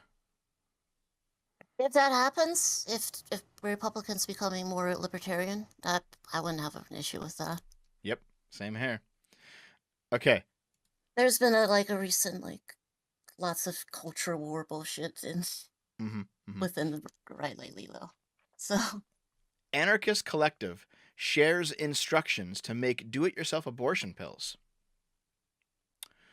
What's really funny about this is that these pills are made out of horse medicine. Oh. Yeah. So We've come full circle. We've come full circle. History just seems to echo in mimetic ways. So you had the whole horse dewormer, Joe Rogan shape-shifting into a horse. Are telling women to take horse pills? Yes. No freaking way. Yes. A year ago there was the cover of Animorphs, where it had people morphing into animals, and I had Joe Rogan morphing into a horse. That was a pretty funny meme. Now the left is doing the same thing. The left is doing the exact same fucking thing, dude. Oh my god. Power. Like this it's there has to be something embedded in the fabric of reality that just makes meme magic real, because now, a year on, the people who were doing ivermectin horse dewormer memes are now going to have the exact same memes thrown at their way if this happens. It's fucking nuts. This is insane. It's pretty crazy, I gotta say. Um, okay, so what's next? Oh yeah, so you could hear that video. So let's check this out. This is from my friend, the Caramel Cajun. He's a good guy. He's a good fellow, but he has posted a number of kind of crazy Roe v. Wade takes. Let's check out some of this stuff, okay? Okay. Let's check it out. It.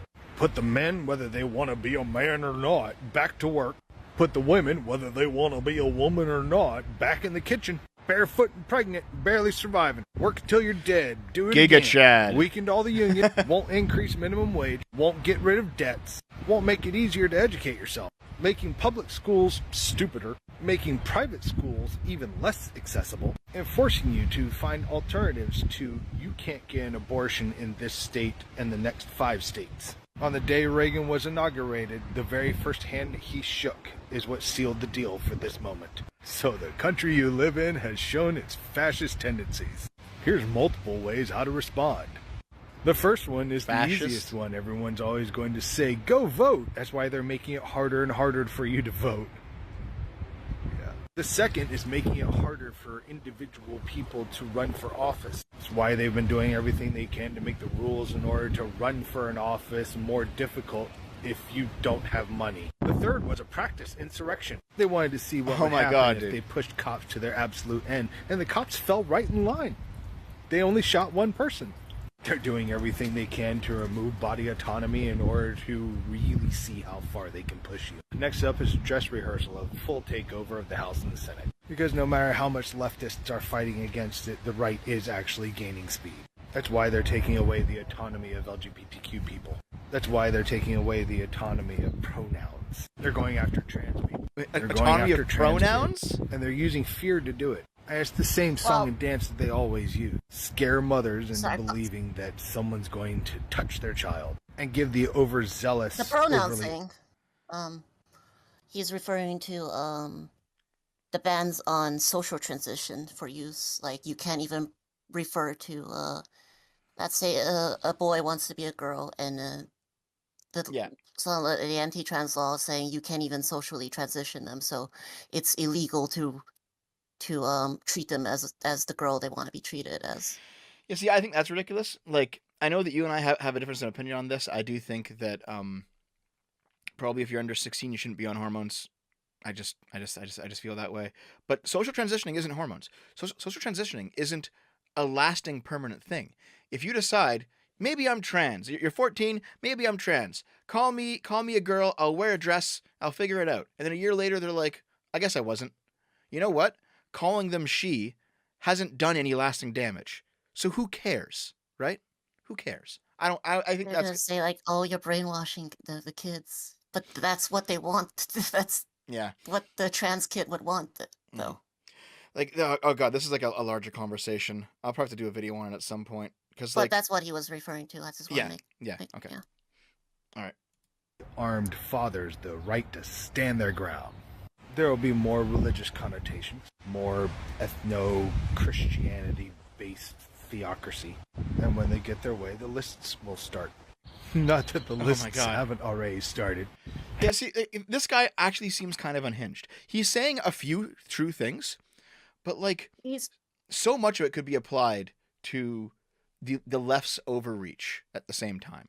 He's talking about lists. He's talking about bodily autonomy. He's very doomer about it. Yeah, he's very doomer. Like vaccines. Same argument. All right. The whole creeping fascism is not fucking in America. People are so stupid about this. I don't know how these people like can function day to day. Do they have a brain that is capable of like computing things and allowing them to move from their couch to their fucking fridge to get food. I, th- this guy just seems like he lives in a different reality. Like we just had this beamed in through the extranet from the alternate universe. You know what I mean?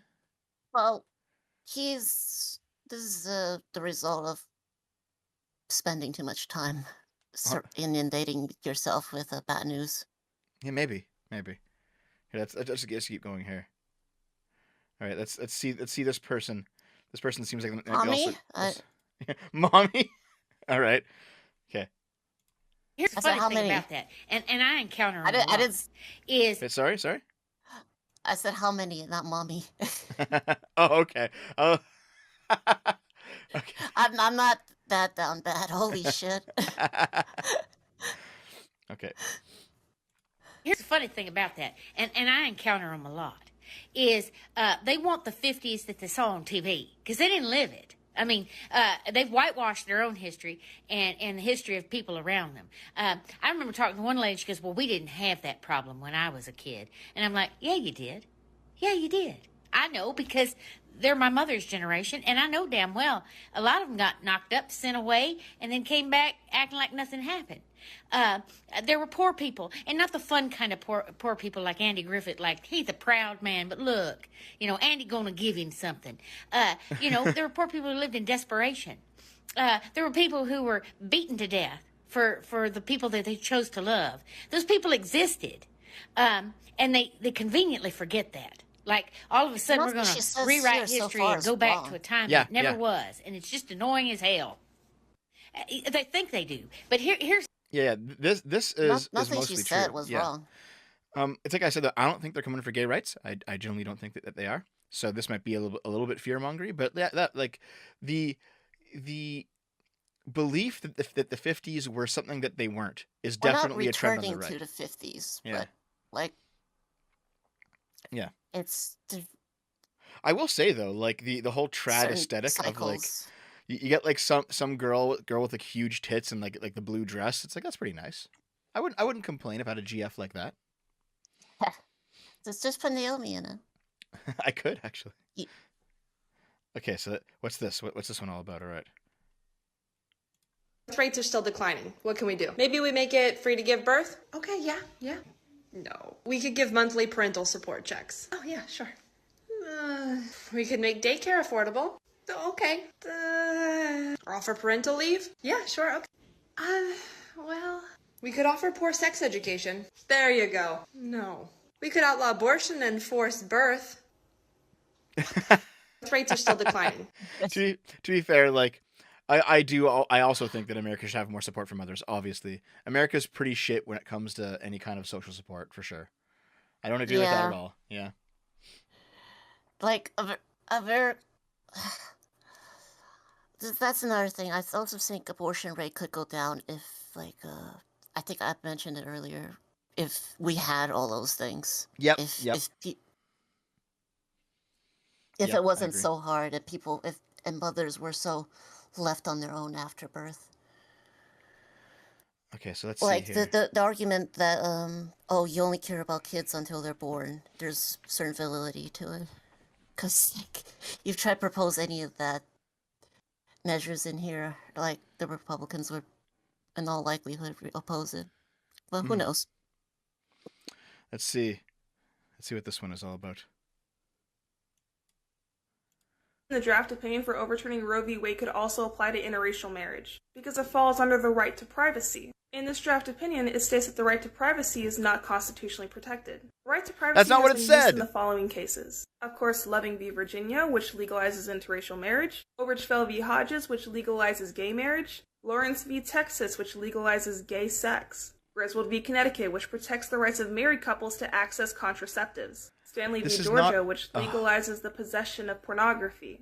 Meyer v. Nebraska, which allows families to decide for themselves if they want their kid to learn a language other than English. For this, the state could tell you that your kid could only learn English and no other language. Skinner v. Oklahoma, which made it illegal to forcibly sterilize people. That one has been historically used against disabled people to prevent them from having kids. Those aren't even the only rights at risk. This reasoning could also be used to strike down minimum wage laws, could take away limits on working hours, and even be used to make unionization illegal.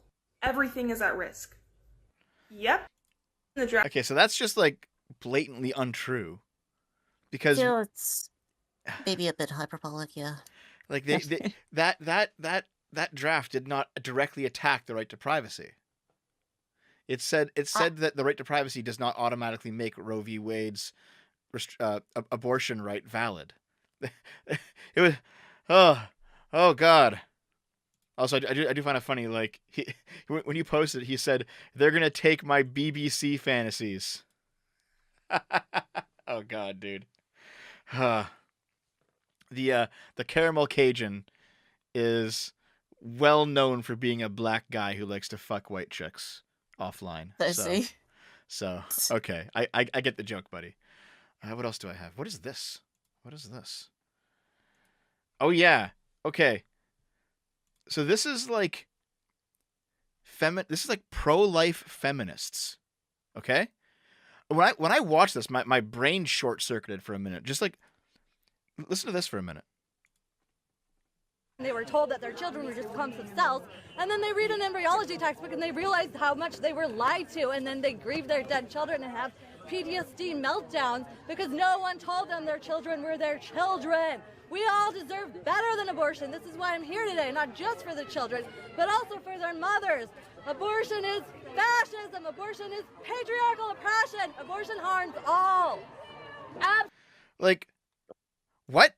I mean, maybe, but I was surprised to hear it. Where is she on a political compass? I don't fucking know. She's like... It's everywhere. She's all the sides, all four at once. I was just like, oh okay. You see, the chat's like, what? If this was a conservative that dyed her hair purple for a bit, then that's dedication. But I think she might just be all over the place. Yeah, I think so too. Okay, and then you have the stuff I say this for last. This is like the stuff that was like really kind of reprehensible. So for example, remember this? Yep, I remember that.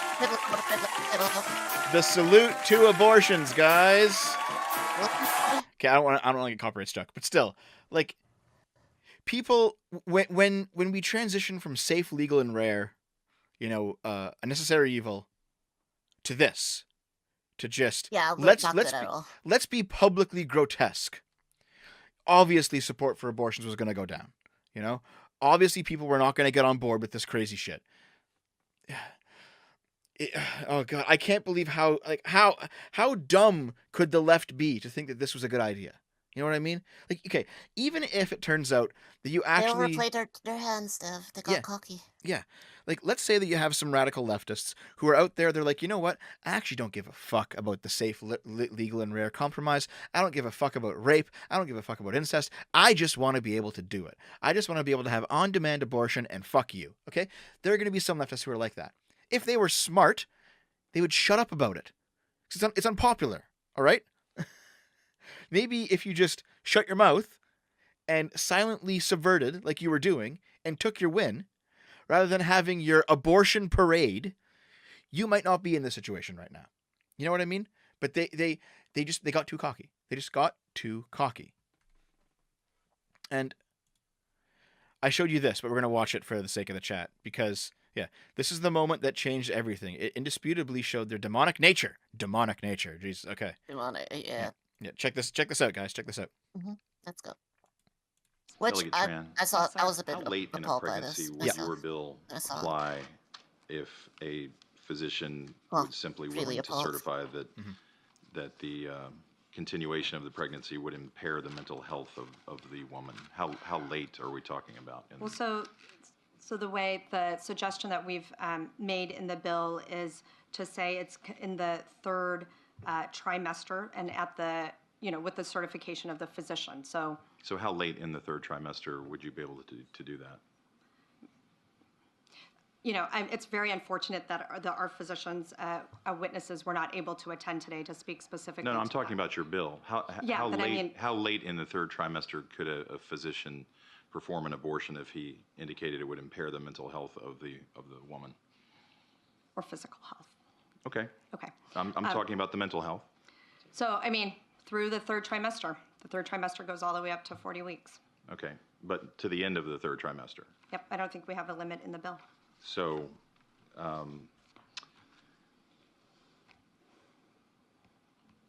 the silence.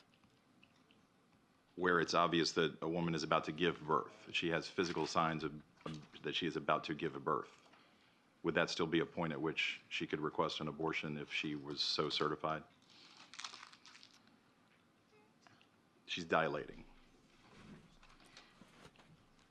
Mr. Chairman, that would be a decision that the doctor, the physician, and the woman would make. I understand at that. I'm asking point. if your bill allows that. My bill would allow that, yes. Yes.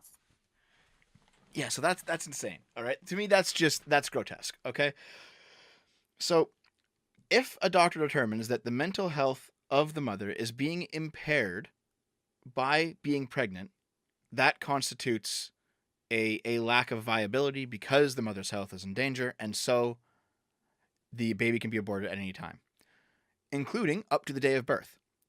Now, the issue is the mental health of the mother will probably always be impaired by pregnancy because it is an emotional experience, at least on some level.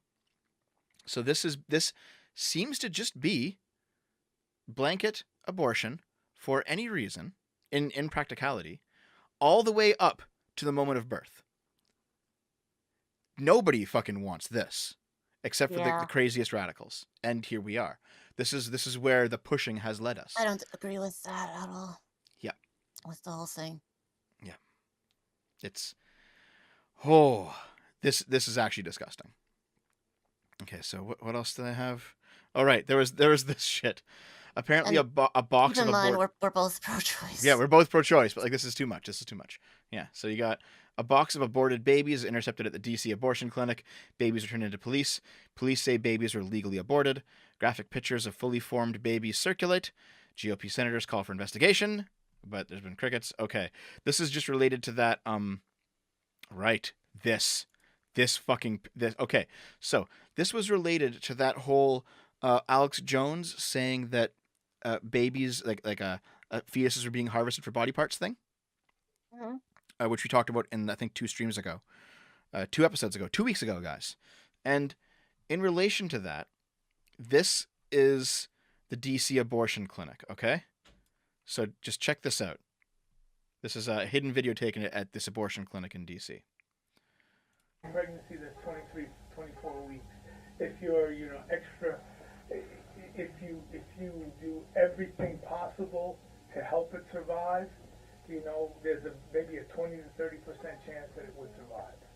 If you don't do anything, then, the chances are much, much less. Because I'm just, so scared of, having to be stuck with the responsibility. Would you make sure that it, it doesn't there's survive? Things you do. Obviously, you're here for a certain procedure, and if your pregnancy were, let's say you went into labor, the membrane's ruptured, and you delivered before we got to the termination part of the procedure here, then we would do things, we would not help it. Okay. Let's say we wouldn't intubate. Okay. Okay. So you would make sure. We wouldn't do any extra. It's like it would be a person that would be a terminal person in the hospital. Let's say they had cancer. You wouldn't do any extra procedures to help that person survive. Okay. They had do not resuscitate orders. Okay. We would do the same things here. Okay. Whereas if you were in a hospital in Virginia, let's say, and you went into labor and you went to the hospital and then they saw you deliver, they would do everything possible to help that fetus survive. Okay, but you won't. We wouldn't. Okay. And that's happened before, to tell you the truth. Really? Yeah, where, we've had patients that, on the second day of the laminaria, they got some contractions and they panicked and they were in Virginia at the hospital and they went to the hospital because they had some pain instead of calling me, and they just went to the hospital and the hospital helped them to deliver, which was the stupidest thing they could have done. Oh my God. And they did everything they shouldn't have done. So, So why not? Why not adoption though? That's the thought that's rolls through my head a lot. yeah, Like I don't know. But it's just to I don't know. clarify. I'm not okay with that. Yeah, just to It's pretty clarify. horrifying. Yeah. If they go to abort and a woman during the abortion goes into labor and then gives birth and the baby survives, they will simply let it die. That's what that sounds like to me. Yeah. That sounds. Well, that's what he said. Yeah, that sounds kind of crazy. That sounds kind of fucking crazy. Jesus. Yeah. Like so. By that point, the baby's already born. It's not her body, and it's a human being, and the human being should. Letting a human being die is not that different than just killing them. Yeah. Especially like cancer patients, they have to consent to dying. Mm-hmm. And so like, if you look at 1 month or 2 month pregnancies, it is in 1 month it is actually a not yet fully formed clump of cells. I hate the term, but it is like it's not it doesn't look human like, right? 2 months later, isn't it like a little bean or something at 2 months? I'm completely fine with first trimester abortions. I don't care. All right, but this sounds grotesque. This sounds like morally abhorrent to me. Yeah, I'm not okay with that at all. Yeah. If a baby was out, they should be doing everything they can to save it and then give it up for adoption. Yep, that's how I feel too. Did I have anything else? What was this? Oh yeah, this was. I'm actually not going to go over this. I'm using this for a different video. Okay. Right. Now here's the other side of the conversation, though, and here's why I believe, despite all of this grotesquerie, here's why I believe in safe, legal, and rare, not simply banning it outright. Okay. So, for example, 1. The WHO says that women of childbearing age should be banned from drinking alcohol. Okay? Which is a blatant violation of her actual rights to drink alcohol if she wants. Childbearing age, not just pregnant. Yeah. And the main reason is because, let's see, booze is associated with increased disease, poor mental health, violence, lost productivity, and strained relationships, but also it's because prenatal alcohol exposure and the development of fetal alcohol spectrum disorders. Because most women don't know that they're pregnant within the first month. Any woman who is currently not on her period should not be drinking because they might be pregnant and that might fuck up their child's life. That sounds ridiculous to me. That sounds insane. This is some crazy advice from the WHO. But nonetheless, I think the advice should be if you think you might be pregnant, you shouldn't drink. But yeah. But because you can't know until only so many weeks in, they're saying, better be safe than sorry, just don't drink. That just sounds nuts to me. And we've actually seen what comes of that attitude downstream. I used this article in my 2018 abortion video. The Dark Road to Criminalizing Pregnancy. Why everyone should care about the feticide conviction of Purvi Patel. So, there are states that have written laws in such a way that if you have a miscarriage, you brother would be held responsible. You are held responsible. And it's because, like, let's say you're 2 months pregnant. You don't know yet. You go out partying with your friends. You have some alcohol, maybe you have some drugs. It turns out that your body has a miscarriage. You didn't even know you were pregnant yet. I think it was Oklahoma that had a law back in 2016 that allowed you to be charged with murder. That's insane. Yeah, that's not okay. That's fucking insane. This is the complete other side. So there was grotesquerie on the pro-choice side, where you have these people who were literally just letting born babies die because they didn't want them, and then you have this grotesquerie on the pro-life side, where basically you have to treat every single woman as if she might be pregnant and severely restrict her rights. I don't agree with either of these things. So if you go through this, it's all right. Yeah, none of those are good. In 2015, this is the first woman in the U.S. to be convicted and sentenced on feticide charges for ending her own pregnancy. She had a miscarriage. The doctor called the police on her. The state charged her with both feticide for allegedly inducing an abortion and child neglect for allegedly having a premature baby and then allowing that baby to die. This is an inconsistent set of charges, because if it's child neglect, then that means you had the baby. But if it's feticide, then you didn't have the baby. You can't have both of these charges, but they charged her with both of them anyway because fuck you. On May hold on, let's keep going here. The state has used laws that were never intended to punish pregnant people for losing or ending a pregnancy, and now, unless the court steps in, anyone who self-induces an abortion at any stage could be charged with feticide. Now, what self-induces an abortion means in this context is buying the Plan B pill. And Plan B is a much better way post-fertilization to end a pregnancy than getting an abortion, by far, because Plan B simply prevents the zygote from implanting itself into the uterine wall. You simply flush it out like you would a normal period. So this is pretty messed up, in my opinion. And I think it turns out messed up. Yeah. It turns out that the reason that she had this miscarriage is because she had taken some drugs. And yeah, fair enough. Like, but she didn't know. I don't know if she knew or not. Did she? She may, either way though. It doesn't matter. Like, it doesn't justify it. Yes, it doesn't justify her treatment. And what's most important though is that the law that she was charged under could actually be used on women who didn't know. That's the most important part. Like, if she knew and she used drugs knowing she was pregnant, she is a piece of shit. That's bad. But is it the same as both? Is it the same as simultaneously charging her for having an illegal abortion and also for child neglect?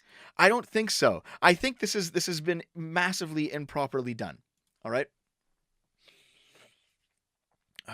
Yeah.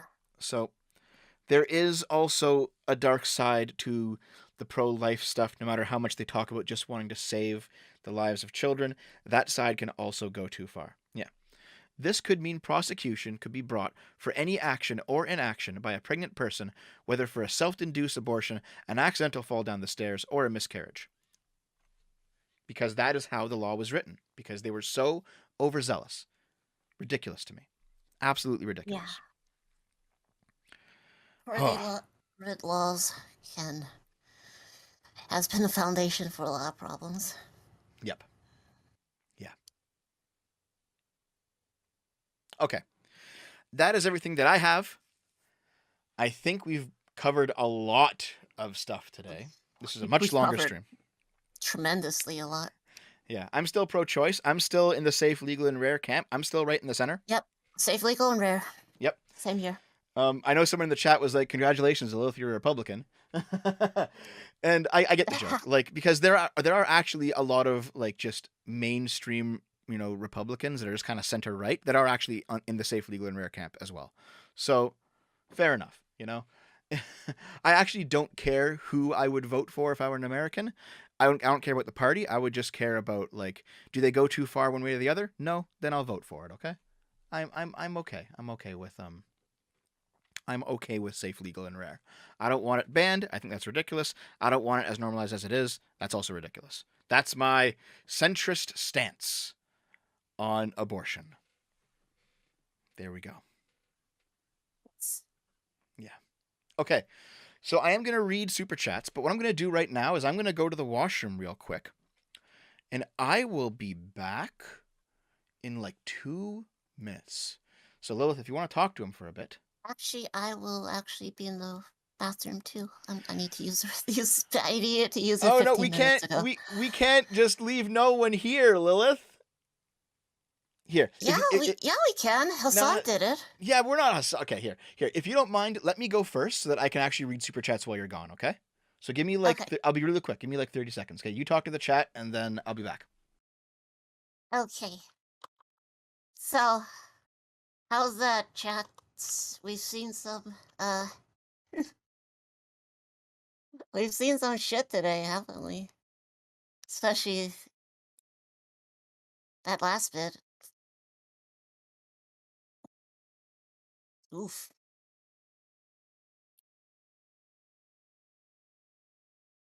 We still have the tub. And yes, remember to wash your Dev. Remember to wash your hand, Dev. I forgot to say. Now he's gotta forget. Now he's gotta forget to wash his hand. Oh. I'm just joking. You're 8 weeks pregnant. I see. Well, congratulations. I hate the Antichrist. Well, the UN's about to come to your door right now. Why am I letting Dev control my body? I know it's awful. He's letting his opinions and did they release the decision? Not yet.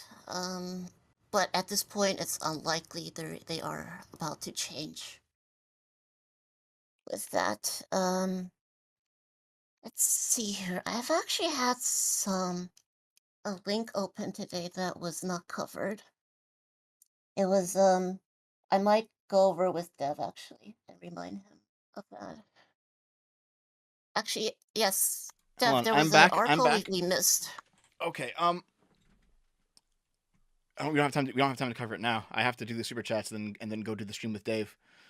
But that's okay. I can definitely do it next time though. So you have to go to the washroom now too. You know what? Let's just do the super chats. Okay, I'll do as many super chats as I can. But guys, Dave is currently setting up the Game Boomers stream. Okay, I have it pinned. Oops, I wanted to go see if it was working. So yeah, I have it pinned in the chat. Okay, the gaming stream is currently up, and Dave's currently setting it up. I'll do super chats for the next 15 minutes or so, and then I'll head over there. So please consider going to twitch.tv/GameBoomers.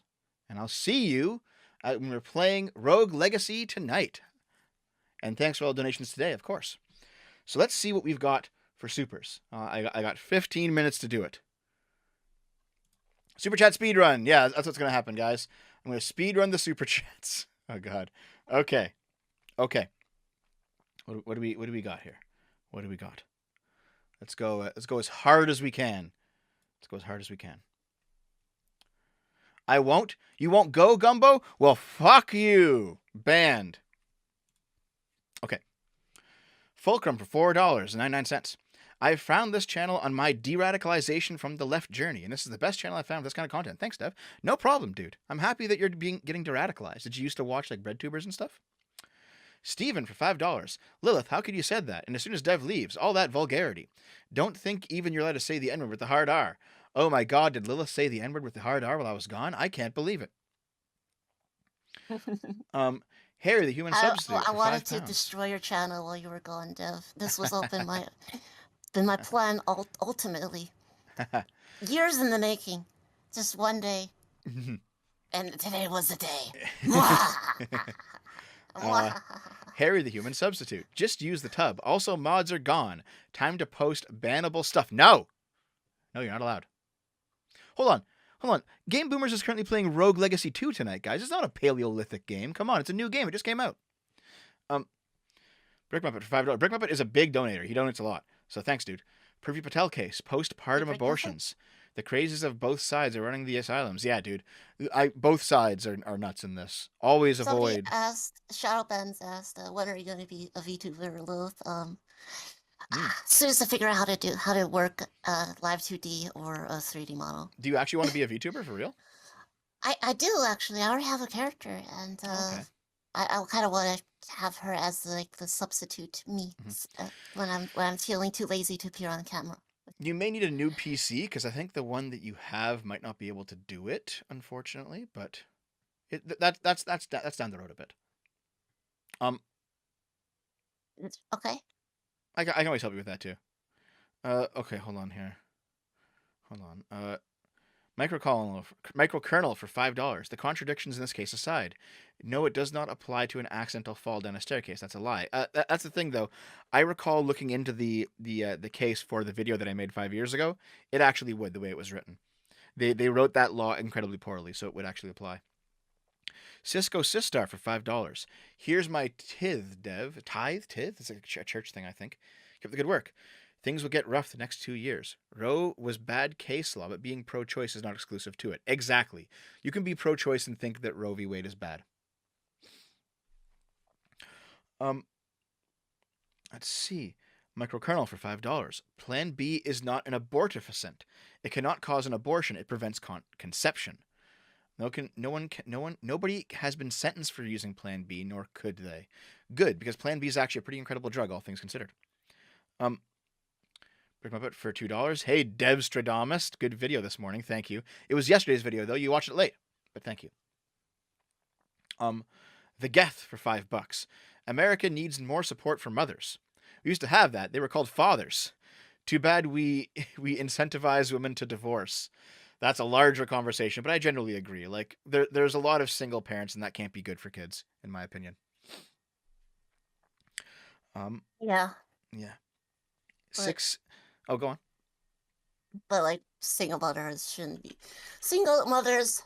be disparaged. Not disparaged. Maybe discouraged, but not disparaged. Probably discouraged, maybe. I think kids are generally better when raised by two people. Yes. But just financial wise, it's a better of course, deal. Yeah. 6T76T for $2. As a pro-lifer, we should have more sex ed instead. Yes, obviously, of course. Based. Jasso Havens for $5. Romanticization of the 50s is scary. That was the year where they thought gays could be forcibly re-educated and mental illness was cured by electricity. That's true. I will say, though, I like the aesthetics of the 50s. Like the clothes, the architecture. There was some good shit there. You know? Yeah. Was the Atomic Age stuff, like the really cool furniture, was that from the 50s? Yeah. Like all the Fallout kind of stuff? Yes. Yeah, that was the 50s. That was fairly cool. Yeah. Their policies less so, but hey. Brother Doom for $2. Holy shit, you're still going. Yep. Good job at making it this far, by the way, Lilith. It's been like 4 hours. Oh, no problem. Harry the Human Substitute for £5. They live in a world where if no constant baby murder, must be Handmaid's Tale. Yeah, there is an in-between between those two things, you know? There is a middle ground. Yes. 6T76T for $2 again. She'd probably screech, "It doesn't count!" Oh, that's the thing. I've noticed this a lot. Whether or not a fetus counts as a person, a lot of people on the left, they don't say this, but they act like it. They act like it should simply be up to what the mother wants. So if the mother wants to be pregnant, and then you shoot her and kill her, that's a double homicide. But if the mother doesn't want the child, well then, how dare you complain? Like you should obviously kill it when it comes out because it's not a real baby. It's the mother chooses whether or not it's a person. You know. I saw another article that we didn't go into, but the article was basically like mothers were offended that an abortion clinic had a little graveyard where their fetuses were buried. And it's like, well, hold on. It's not yours anymore, right? And it's like, no, we decided it wasn't a person, so you should just throw it out. And it's like, that's not how this shit works, man. That's not how this shit works. Yeah. Monsuko for $5. As a gamer, I have a principled opposition to spawn killing. That's pretty fucking good. That's pretty fucking funny. All right. The Real Holtzoner for $5. You should pass a constitutional amendment allowing abortion and then respect it as much as the left respects amendments 1 and 2. That would be fucking funny. Oh, God. Yeah. Kiernoth for $5. Lilith, watch yesterday's episode of the TimCast. A biological female detransitioned. It really effed up things that Planned Parenthood did to groom her into transitioning. Do you want to talk about this? I'm not denying that Yeah, go ahead. Detransitioners exist. What were you gonna say, Dev? Oh, it's just that like there are detransitioners, there are transtrenders, but their existence doesn't nullify the few. I think they're a minority. The few trans people that actually exist, and they do exist. Yeah. Yes. It sucks that happened to her. I wouldn't say she was groomed. I think she should probably. How old was she when she transitioned? First of all. Well, I know that the one that Destiny talked to was 15, and she was kind of pushed into it, and she had like a surgery 3 months after saying she was trans. So that you can qualify that as grooming, I think. Yeah, I don't agree with that. That's not to say that people under 15 can't be trans. I was trans course, like when I was like as soon as I learned what it was when I was like 12. Yeah. So. And from what I understand before that as well, you just didn't know what and to call before it. that, I exhibited signs. I just didn't know the word for it. Mm-hmm. Yep. Nah. Yeah, I think we're. But I think that sucks, and I think there should be like more. I think there should be like I wouldn't say more gatekeeping because for certain places there's too much gatekeeping. Yeah, it depends on the place. Yes. Yeah. It depends on the location. Yeah, depends on the location. But for some places, I can see places being a bit way too heavy on the affirming or affirming side, especially for people who are underage. Like if she was an adult, then that's just her responsibility. Too bad. That's true. But, yep, I agree with that too. Yeah. I will say though, maybe it's actually worth watching that episode of the TimCast and see what you think. Maybe. Yeah. Okay, so Holtzner for $5. Dev, we need to get the whole world to watch your relative versus absolute responsibility video. That was really enlightening. Thank you. It was one of my best ones. The idea is basically you might have the responsibility to call the authorities, but the authorities have the responsibility to fix the problem. And those are two different levels of responsibility. So it's just discussing like what's the difference? What do you have in society? What would a moral person take on? You know, like do you have the final responsibility to solve a problem, or should you just simply call the authorities and then sit back and say that your job is done? You know, what would a moral person do? I think it was actually one of my better videos was that one. Go watch it, by the way. It's good. Brian88 for $5. Republicanism, the form of government, not the party, is returning to America, and the authoritarians. She was 18 to 1 on TimCast. Then she was an adult then. Okay. Probably best to watch before really comment on it, but if so, then yeah. But I don't know if she was. I don't know. I feel like adults should be like that's basically your responsibility at that point. Yep, I agree. Okay. Republicanism, the form of government, not the party, is returning to America, and the authoritarians hate it. It's a beautiful thing. I mean, fair enough. It is true that America is not a direct democracy. It is a republic. So yeah. Torque 2100 for $10. Thank you. It is the supreme arrogance of hyper-privileged coastal. I assume coastal elites. You're missing a word there. Coastals who cannot ever fathom the idea that they will ever not be on the buttstock end of the firing squad. Yeah. So this is like a lot of people. They'll implement extreme powers into government. Then they lose power, and that power is being used on them. They're like, "What happened?" Well, you did this to yourself, you know. Yeah, definitely. Yeah. America's big fat debt for $5. Lilith, the flaw with your thinking is that all of these documents get released after the fact. The logic is made clear after the decision is made. I think this is just in reference to like various bureaucratic decisions, probably regarding abortion, but also could work for transitioning too. Like. And it is kind of true. Was he talking about the leaks or? I think so. Yeah, like a lot of stuff does get released after the fact, so you do like if you're discussing a law that's already passed. I have a problem with it being released after the fact, though. I think that was my whole point. Yeah. I would prefer to have some transparency before they release it after the fact. Kiernoth for $5. Did you notice the trending tab has been less biased after the Elon Musk buyout? Even with Roe v. Wade, left-wing trends kept falling off the trending. I've noticed that Twitter has like changed a bit since Musk has been getting in there. I don't know if he's actually doing anything, but it feels different. People have been getting unbanned for like especially people who got banned for stupid reasons like copyright. Yep. I still think it's ridiculous. Like, people could get permanently banned for violating copyright on Twitter. Just delete it. Who, like, it's ridiculous. Yeah. Alamandorius for $20. Thank you. There's a video available where a doctor who used to perform abortions describes the later term abortions with an animation. It's absolutely horrifying. I won't describe it here, but if you don't cringe, you aren't human. I think I've seen it.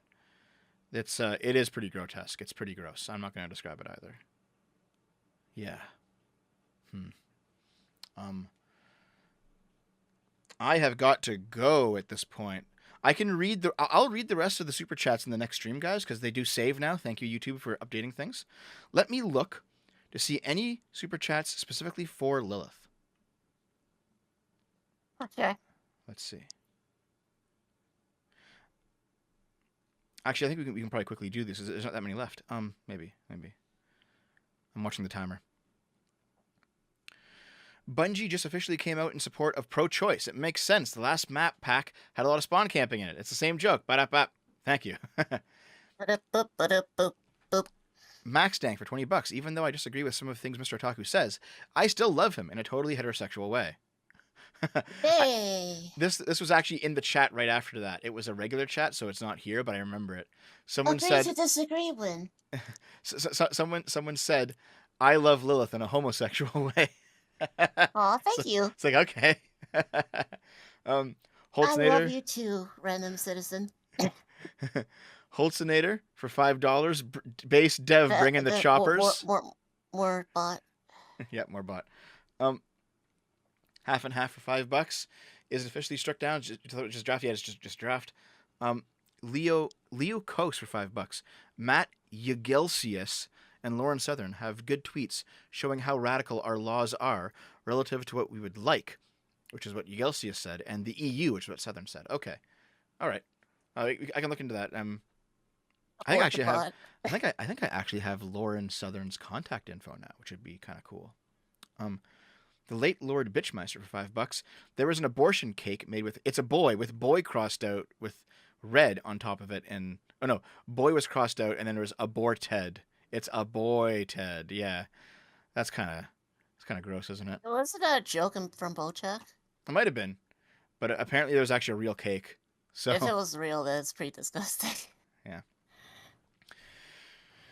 $5 from Holtznader again. Republicans, we will get our hands out of your pants as soon as you take yours out of our armory. Ooh, that's pretty spicy. Oh, and I think that's actually it. There's maybe like 2 or 3 new ones, but I think that's the end. I am watching the timer. I have 13 minutes before the Game Boomer stream starts. Everyone in the chat, head over there right now, buddies. Yes. Or else I will ban you all. And also, I have a stream, a gaming stream every weekend. You also do Twitch on the weekends at Lilith Lovett. Yes. I think my channel actually auto hosts yours. So. Does it? Yeah. Oh, thank you. Human Substitute again for £5. There is an in-between, but in their worldview, baby genocide and dehumanization, or handmade, nothing else. Yeah. They don't see. They see it purely in terms of a false dichotomy. That's it.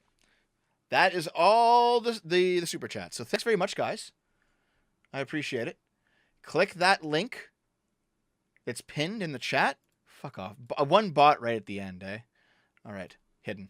Okay. Yep. Click that link and the pinned link in the chat. I will see you over on Game Boomers in about 10 minutes time. Maybe a little bit less. Yep. See you guys. And thanks for coming here. And thanks for all the... I will link your Twitch too. For all the super chats and the chats. There, Chad. No, fuck off, Harry. Thank you for the £2 though. There, that's also Lilith's Twitch. I think that's the proper one. Yes, it is. Yes. Okay, so we will see you next time. Thank you very much, and I'll see you in like 5 minutes. Goodbye, guys. I'll see you whenever you see me. Possibly next week, or will you see me at my stream? See ya.